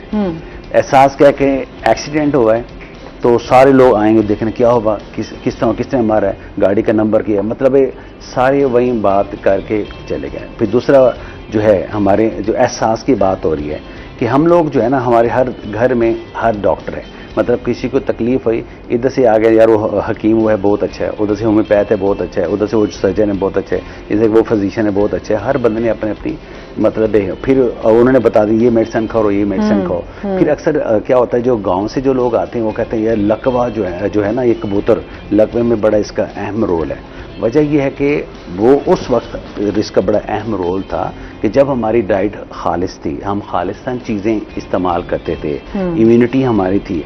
आज हम इस तरह की कोई भी चीज़ खा, इवन कि हम अगर फ्रेश मिल्क मतलब जो ऐसा मतलब फ्रेश जैसे गाय या भैंस हमें लिए तो फ़ौरन पी ले तो हमें इमोशन लग जाएगा, हम मतलब उसको डाइजेस्ट नहीं कर सकते। मतलब इसी तरह की जो चीज़ें होती हैं, हर्बल चीज़ें जो हम कहते हैं हमें डाइजेस्ट नहीं हो, बजाय चीजों से दूर हो गया ना, लाइफ स्टाइल ही बिल्कुल डिफरेंट हो गया। क्योंकि अब हम लोग होते शॉर्टकट पे, हम इसलिए डायरेक्ट आपको कोई भी प्रॉब्लम होगा फौरन आप कंसल्टेंसी उस जो भी आपके इस बीमारी से रिलेटेड जो कंसल्टेंट है उससे कंसल्टेंसी लें।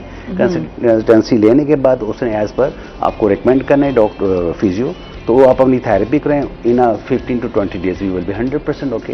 तो मतलब ये चीज़ ज़रूरी है, बजाय आप इधर उधर जाने के वो बात नहीं as many mouth so many opinion. हाँ, ये इस तरह की ओपिनियन आपने नहीं लेनी। मतलब आपने अगर चाहते हैं बजाय अपना वक्त ज़ाया करने के, अपना पैसा ज़ाया करने के, बेहतर है कि आप अच्छे किसी भी शहर में हैं अपने कंसल्टेंट से कंसल्टेंसी लेके फिर उसके मुताबिक आप चलना चाहिए।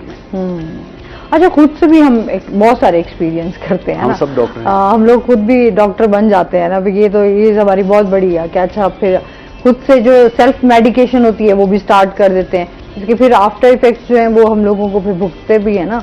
अच्छा, फिर इसके साथ साथ जिस तरह लकवा में अगर हो जाता है जिनको, उनको फिर क्या करना चाहिए। एक तो आपने उनकी थेरेपी के हवाले से, डाइट के हवाले से भी जानना चाहेंगे, फिर उनको किस तरह की ग़िज़ाएं देनी चाहिए, क्या खाना चाहिए उनको। जैसे हमारे पास जो आते हैं ना पेशेंट, देखें आज के जो सबसे जो 2-3 चीज़ें बड़ी इंपॉर्टेंट है, जैसे पोटाशियम से रिलेटेड हो गई, कैल्शियम से रिलेटेड हो गई, विटामिन से रिलेटेड हो गई। हम उनको बोल देते हैं कि जो वेदर के मुताबिक जो फ्रूट्स हैं 5 मिक्स फ्रूट का इस्तेमाल करें, 5 मिक्स सब्जियों का इस्तेमाल करें, और इसी तरह से जो नट्स हैं उसका साथ आप ज़्यादा मैक्सिमम इस्तेमाल आप करें, बजाय आप सिंथेटिक चीज़ें लेने से ऑर्गेनिक और नेचुरल चीज़ें का ज़्यादा इस्तेमाल करें, ताकि जो आपकी इम्यूनिटी को वो बूस्ट करे, स्ट्रॉन्ग करे, स्ट्रेंथिंग दे, और उसके बाद आप एक्सरसाइज करने में भी मज़ा आएगा। आज भी इस दौर में जो हम लोग जो दिल नहीं चाहता हमारा एक्सरसाइज करने का, वो सबसे मेन वजह हमारी रेस्टलेस, नींद हमारी पूरी नहीं होती। नींद पूरी ना होने की वजह से ये भी इसमें मतलब रिलेट करता है। हाँ। जब आप रेस्टलेस हैं, हाँ। आप ये देखें कि हम हमारी आंखों की आजकल एक्सरसाइज नहीं है, सारा दिन हम वाइट लाइट्स हम देख रहे हैं, वाइट लाइट्स की वजह से हमारी आई जो है वो डे बाय डे वीक से वीक हो रही है। पहले हम लोग मतलब एक हेड स्ट्रेनिंग करते थे, हैंड स्ट्रेनिंग हम लोग करते थे, हमारी मतलब एक अपर हमारी ब्रेन की सारी सर्कुलेशन बेहतर हमारी होती थी। आज हम एक्सरसाइज नहीं करती, सिर्फ एक्सरसाइज क्या होती है, सारा दिन गर्दन नीचे।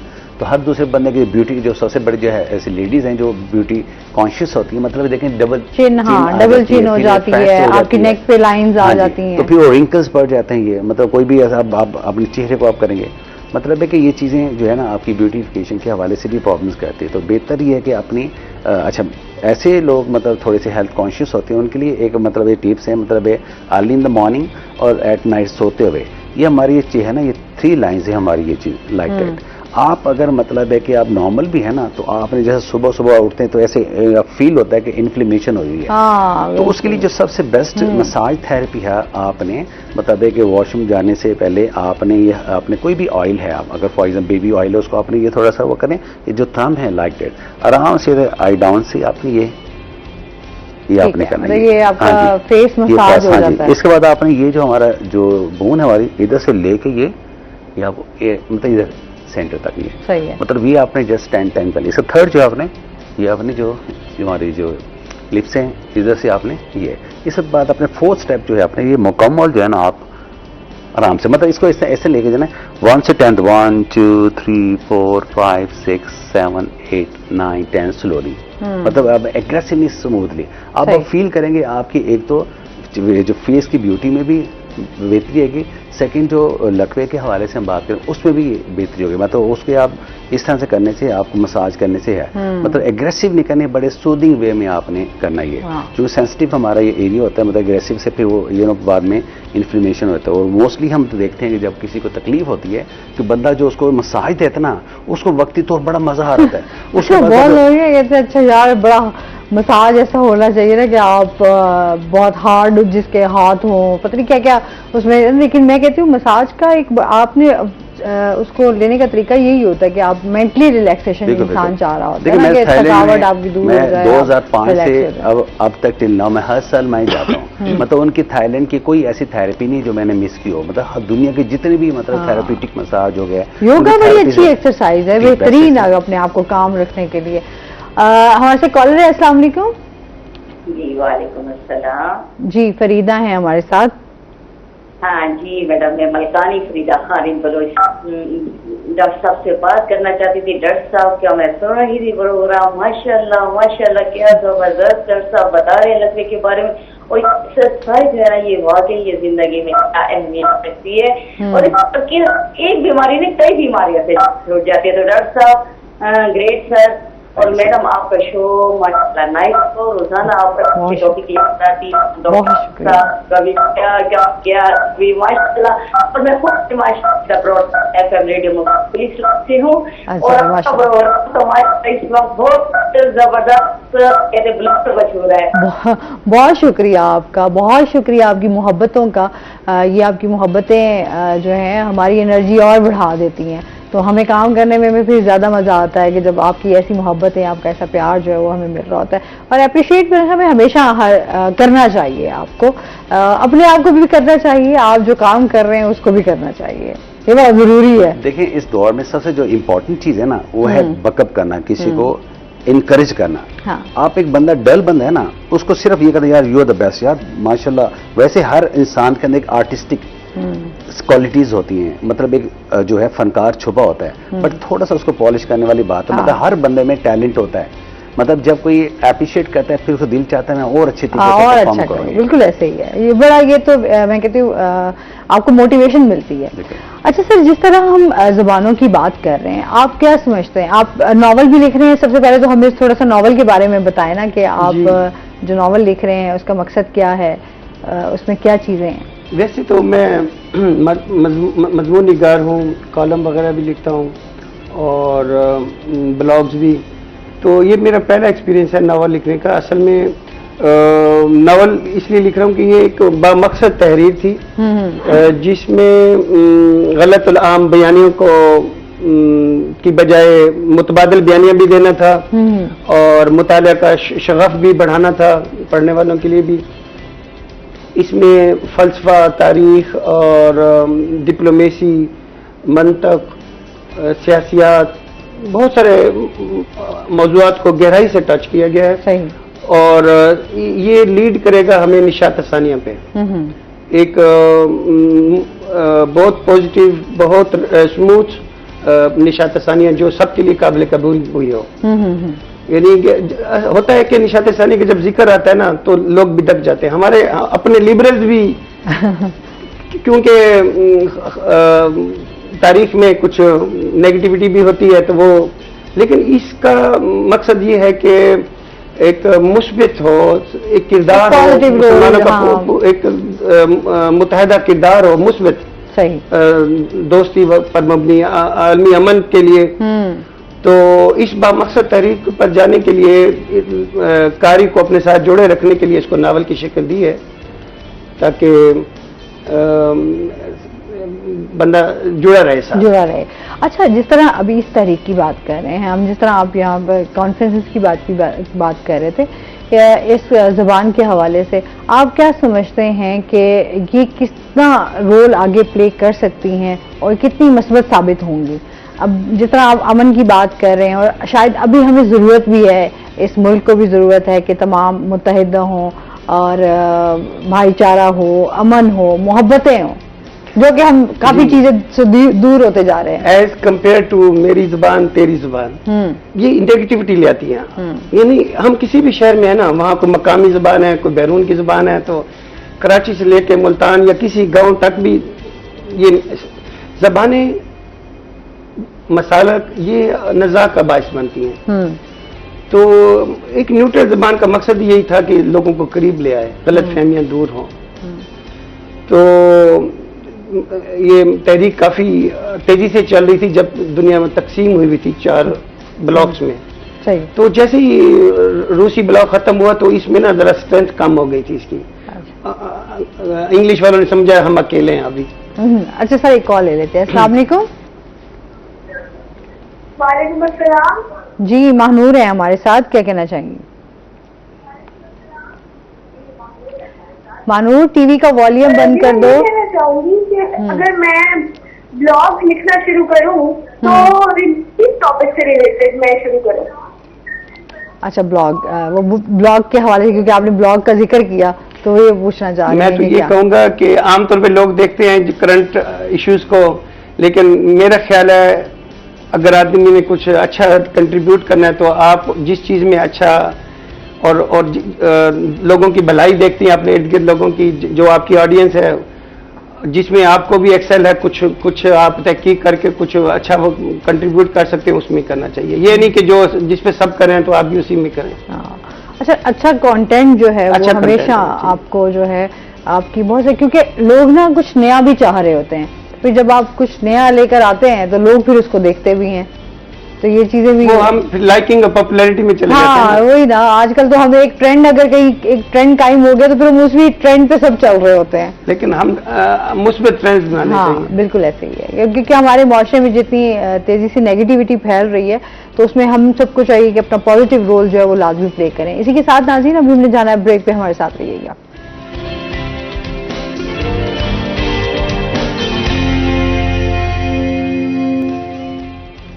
वेलकम बैक नाजरीन, रोही 810 में आपको खुश आमदीद कहते हैं। अच्छा सर, जिस तरह ज़बानों के किरदार के हवाले से बात कर रहे थे कि इस टाइम वो कितनी अहमियत रखती हैं, और अभी जिस तरह हमारे यहाँ भी थोड़ी सी पाई जाती है, जिस तरह हम अगर सराइकी ले लें, सिंधी ले लें, अब बलोचियों की ले लें, मतलब हमारे अपने ही पाकिस्तान में देख लें तो बहुत सारी चीज़ें आ जाती हैं, देखने में आती हैं। देखिए, ये जो निचले लेवल पे ज़बान की बात करें तो ये तनाज़ात पैदा करती हैं। जो हमारा मकसद है वो करीब ले आना है उल्टा। तो एक तो ज़बान आसान हो और न्यूट्रल हो, ये आलमी ज़बान की हमारी डेफिनेशन है। अक्सर हम कराची जाए ना तो वो लोग सराइकियों को, हमारे यहाँ अगर जनूबी पंजाब की बात करें तो कुछ खास पसंद नहीं करते। ये भी बड़ा हमारे यहाँ ये भी चीज़ें हैं। अच्छा, पंजाबी है तो पंजाबी को ज़्यादा लाइक करेगा, हमारे सराइकी है यहाँ पर तो सराइकियों को। अच्छा, वैसे मुल्तान की खासियत है, यहाँ पर हर तरह की ज़ुबान जो के लोग यहाँ पर मौजूद हैं, और माशाल्लाह वो सब कभी ऐसा नहीं वहाँ देखा कि कोई उनकी इंसानियत में जो है वो फ़र्क पाया जाता हो। लेकिन अगर हम बाकी पंजाब में चले जाइए, उधर साइड पे हम बात कर लें सिंध वाली और वहाँ पर ये चीज़ें देखने में आती हैं। ये मुल्तान की पिकुलियरिटी है। हाँ जी, मुल्तान यहाँ वेलकम करता है, बल्कि आने वालों का है। मुल्तान तो है ही आने वालों का। बिल्कुल ऐसे ही है जी। तो इस हवाले से मैं कह रही थी कि यहाँ किस तरह हम बेहतर कर सकते हैं। कहीं ना कहीं हम ये भी कहते हैं, अपनी जुबान को साइड पे भी रख देते हैं। अच्छा यार, नहीं, हाँ, लेकिन वो हमारे मकसद कुछ और होते हैं उसमें। लेकिन एस्पेरांतो का मतलब ये बिल्कुल नहीं है कि आप अपनी मादरी जुबान को साइड पे कर दें, बल्कि उस पर ज्यादा अच्छा काम करें। यानी एस्पेरांतो की तहरीक से जो मादूम होती ज़बानें हैं उनको एक नई जान मिली है, लोगों ने उन पे कंसंट्रेट करना वो किया है। अभी यहाँ पर आप कैसा रिस्पांस देखते हैं यहाँ पर? जिस तरह मैं आपको बता रहा था, हमारे सीखने वालों ने, एस्पेरांतो सीखने वालों ने बाद में सिंधी सीखी है। यानी इवन यहाँ तक कि हिंदी का जो रिस्मल खत होता है ना, वो सीखा है। यानी शौक बढ़ा है उनका। सही सही। यानी उनकी इंसाइट बढ़ जाती है लैंग्वेज के लिए, और फिर लैंग्वेज भी ऐसी है कि जो की टू लैंग्वेजेस है। यानी आप इसे सीखते हैं तो जैसे आपके पास जबान दानी की चाबी आ जाती है, आप बस सीखते चले जाएं, सीखते चले जाएं, सीखते चले जाएं। मैं मैट्रिक के बाद मैंने एस्पेरांतो सीखी थी। 21 साल की उम्र में मैं यूरोप गया था, तो बड़ी तेज़ी के साथ मैंने पहले फ्रेंच फिर डच सीखी। फिर जब मैं यूनिवर्सिटी में गया तो मैंने रशियन भी और इटालियन भी, जर्मन भी, पता नहीं क्या क्या, बहुत जल्दी। ये सिर्फ कभी ऐसा हुआ सर सारी मिक्स हो गई हो? जाहिर सी बात है, आप इतनी सारी जुबानें सीख रहे होते हैं, आपका एक्सपीरियंस जो है वो आप गेन कर रहे होते हैं, नॉलेज भी आपका बढ़ रहा होता है, लोगों के साथ भी आपके रवाबित होते हैं। एस्पेरांतो में ये है कि मतलब इस तरीके का मकसद भी यही है, इसीलिए आलमी कॉन्फ्रेंसेस भी होते हैं कि ऑल टुगेदर जब मिल बैठते हैं तो आलमी आलम ज़िबाई, दुनिया को खूबसूरत बनाने के लिए कुछ तहरीक पैदा होती है, दुनिया के लिए कुछ। मेरे नावल में आप देखेंगे, अगर कभी ये मुकम्मल होता है, तो इसमें 3 किरदार हैं, वो तीनों बैठे हैं, दुनिया के आने वाले नक्शे को दुरुस्त करने की कोशिश कर रहे हैं, लेकिन किसी पे ठोंसना नहीं है, बस सोच है, जो बस सोच का हिस्सा साथ साथ बनता जाए। तो इस तरह वो कहते हैं ना, कतरा कतरा बनता है दरिया, तो फिर जो है वो साथ साथ सब चीजें, अगर आप पॉजिटिव सोचेंगे तो आपकी बहुत सारी चीजें आज बहुत जरूरी है। तनाज़ात से बचने के लिए, इख्तलाफात खत्म करने के लिए, दहशतगर्दी के इन सब चीजों को वो करने के लिए, आलमी अमन, दोस्ती और भाईचारे के लिए, यहाँ तक कि आप अपने नजरियात, अपना इस्लाम लोगों के सामने पेश कर सकते हैं। जी बिल्कुल ऐसे ही है। एक ग्लोबल फोरम है आपके हमारे पास। गो यूरोप के लोग या बाकी मुल्कों के लोग इधर ज्यादातर मजहब से वो ज्यादा होते नहीं है, लेकिन आप अपना जहाँ भी आपको मिले, अगर आप मजहब वाले हैं तो कर सकते हैं। आपके कोई भी नजरियात हैं आप उधर शेयर करने चाहिए। जी बिल्कुल ऐसे ही है। अच्छा, इसके साथ ही डॉक्टर साहब, अभी जिस तरह हम एक तो डाइट के हवाले से आ गए, कुछ लोगों में ये होता है कि जी जिस तरह अगर लकवा हो गया तो उनको बहुत ज्यादा सूप की तरफ ले आते हैं, यखनियों पे ले आते हैं, क्या ये ठीक है? देखिए, डिपेंड उस पर डिजीज पे, पर्सन पे करता है। अगर खुदा न खास्ता उसका हाइपरटेंशन है, हाई ब्लड प्रेशर रहता है, तो ये चीज़ उसके लिए नुकसानदेह है। सही। मतलब आपने अपनी डाइट में मुतवाजन ग़िज़ाएं लेनी है। मतलब मुतवाजन हम हर दफ़ा बैलेंस डाइट को करते हैं। देखिए, बैलेंस डाइट हमेशा याद रखें जो मौसम के मुताबिक होती है। जैसे दही है, हकीम लुकमान का एक था कॉल था कि मैं परेशान हो गए, लोग कैसे मर जाते हैं जो डेली दही का इस्तेमाल करता है। मगर जो दही है, आपके जो स्टोमिक है, बेसिकली एक इंजन है, आपका स्टोमिक पे ज़्यादा इम्फिसाइज करना चाहिए। आपने अगर गर्म भी कोई चीज़ खाई है तो आपने वाटर इनटेक ज़्यादा करने हैं। आपने मतलब जैसे आजकल इतना अच्छा मौसम है और इतने अच्छे फ्रूट्स हैं हमारे, गर्मी तो है, खैर गर्मियों में जो हमें फ्रूट मिल रहे हैं आजकल, जैसे आड़ूआ कितना अच्छा है, जामुन कितना हमारे लिए अच्छा है, फासे कितने हमारे लिए अच्छे हैं, इनके जूसेस आप बनाएं, और आलू बुखारा कितना हमारे पास इस टाइम अच्छा है, सत्तू कितनी अच्छी चीज़ है ये। मतलब अगर गर्मी है तो गर्मी के साथ हमारे पास डाइट है, कितनी अच्छी अच्छी हमारे पास डाइट है, हम लोग वो इस्तेमाल नहीं करते, तो हमें इसको लाजमी इस्तेमाल करना चाहिए। जहाँ तक ज़ाहिर बात है कि वेरी करता है पेशेंट के प्रॉब्लम्स पे, आप एज पर उस अपने प्रॉब्लम्स को, हर बंदे को पता है यार मेरा हाई ब्लड प्रेशर है या मेरा कार्डिक इश्यू है, मुझे चिकनाई वाली चीज़ें नहीं खानी। अच्छा, ब्लड प्रेशर अगर आपका बहुत ज़्यादा हाई हो जाए तो क्या ये उस टाइम भी लकवा अटैक कर सकता है? देखें, ये इसके साइन सिम्टम्स थोड़ा डिफरेंट है। ये बेसिकली इन्फेक्शन की वजह से होता है ये। ठीक है। ये इन्फेक्शन की वजह से जो आपकी जो फेशियल नर्व है ना, वो इन्फ्लेम हो गई या कोई ब्लॉक हो गई है, उस वजह से राइट साइड में किसी भी उम्र में ये हो सकता है। ये वायरल डिजीज की वजह से होता है, गर्म सर्द की वजह से भी ये चीज़ हो जाती है।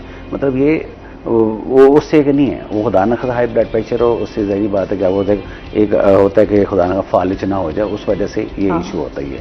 अच्छा, बहुत सारे लोगों को जो है वो अगर लकवा हो गया है तो फिर फालिज का भी जो है वो अच्छा, ये फिर क्या होता है, ये दोनों चीजें हाँ, दोनों अब हमारे पास है, उसमें तीनों चीजें इन्वॉल्व होती है। एक तो मतलब स्पीच का इशू होता है, मतलब बोलना खत्म हो जाता है, उसलिए स्पीच थेरेपिस्ट इस पे काम करता है। सेकंड जो होता है लकवा और फालिज, ये तीनों चीजें साथ साथ चलती हैं। मतलब वो डिपेंड करता है कि उसकी बॉडी की जो नर्व कितनी है, उसकी डैमेज हुई है, इसके मुताबिक है ये। बट असल जो चीज़ है, प्रोग्राम भी इस नेट में बड़ा मेरे एक मैसेज था हमारा अपना, मतलब जो लोग मतलब before marriage and after marriage, लोग पहले अपनी शादी से पहले बड़े अपने आप को फिट करते हैं, यार मैं अपने आप को अच्छा लगूं, बट आफ्टर मैरिज 1 साल के अंदर बिल्कुल वो अंकल बन जाते हैं। तो उनके लिए ये है कि प्लीज़ काइंडली आप जितना ख्याल करते थे आपने बैचलर लाइफ में, तो आपने मैरिज लाइफ में उससे ज़्यादा आपने ख्याल करना है, क्योंकि उससे पहले कहता हमें तो कोई मसला नहीं था, क्योंकि ये जो सारे जो प्रॉब्लम्स जितने हम डिस्कस करते हैं ये आफ्टर इश्यूज हैं ये। मतलब उसके बाद क्या है कि बैचलर लाइफ में तो उनका अपना रहन सहन था, आफ्टर मैरिज उन्होंने हर वो चीज़, मतलब है कि ज़ाहिर बात है कि लाइफ पार्टनर है उसके दोनों ने एक दूसरे के साथ लेके चलना है, फिर एक दूसरे पे उन्होंने जो मतलब पॉजिटिव नेगेटिव चीज़ें अडॉप्ट करनी है। बट क्या है कि आप अपनी लाइफ में जो सबसे इंपॉर्टेंट चीज़ है ना, ज़िंदगी में हर वो बंदा जो हेल्थ कॉन्शियस है वो 3 चीज़ों का खास क्या है। नंबर 1, 6 से 8 घंटे की प्लीज लाजमी नींद पूरी किया करें, और जब नींद करें तो मोबाइल फोन को हमेशा साइड पे रखें, क्योंकि जो उसकी जो रेज होती हैं आपके वो ज्यादा साइड इफेक्ट्स हैं। नंबर 2, आपने मौसम के मुताबिक जो भी आपकी डाइट है वो आपने लाजमी रखें, और 1 घंटा जो है ना आपने अपनी सेहत को, अपने आप को एक्सरसाइज के लिए लाजमी देना है। अगर अच्छी सेहत होगी तो आप सेहतमंद रहेंगे, तो खुश भी रहेंगे, जिंदगी भी जो है एंजॉय करेंगे। बहुत शुक्रिया आपका, आप हमारे साथ रहे। आपका भी बहुत शुक्रिया सर, आपने जो है वो काफ़ी आज नॉलेज में इजाफा किया, इस जुबान के हवाले से भी बहुत कुछ जानने को मिला। आप दोनों गेस्ट का शुक्रिया। इसके साथ ही नाजरीन, आज का शो यहीं पर ख़त्म हुआ। अपना बहुत सारा ख्याल रखिएगा, दुआओं में याद रखिएगा। इंशाल्लाह ज़िंदगी ने साथ दिया। मंडे को आपसे फिर मुलाकात होगी। अपने वीकेंड को एंजॉय कीजिए। अल्लाह हाफिज़।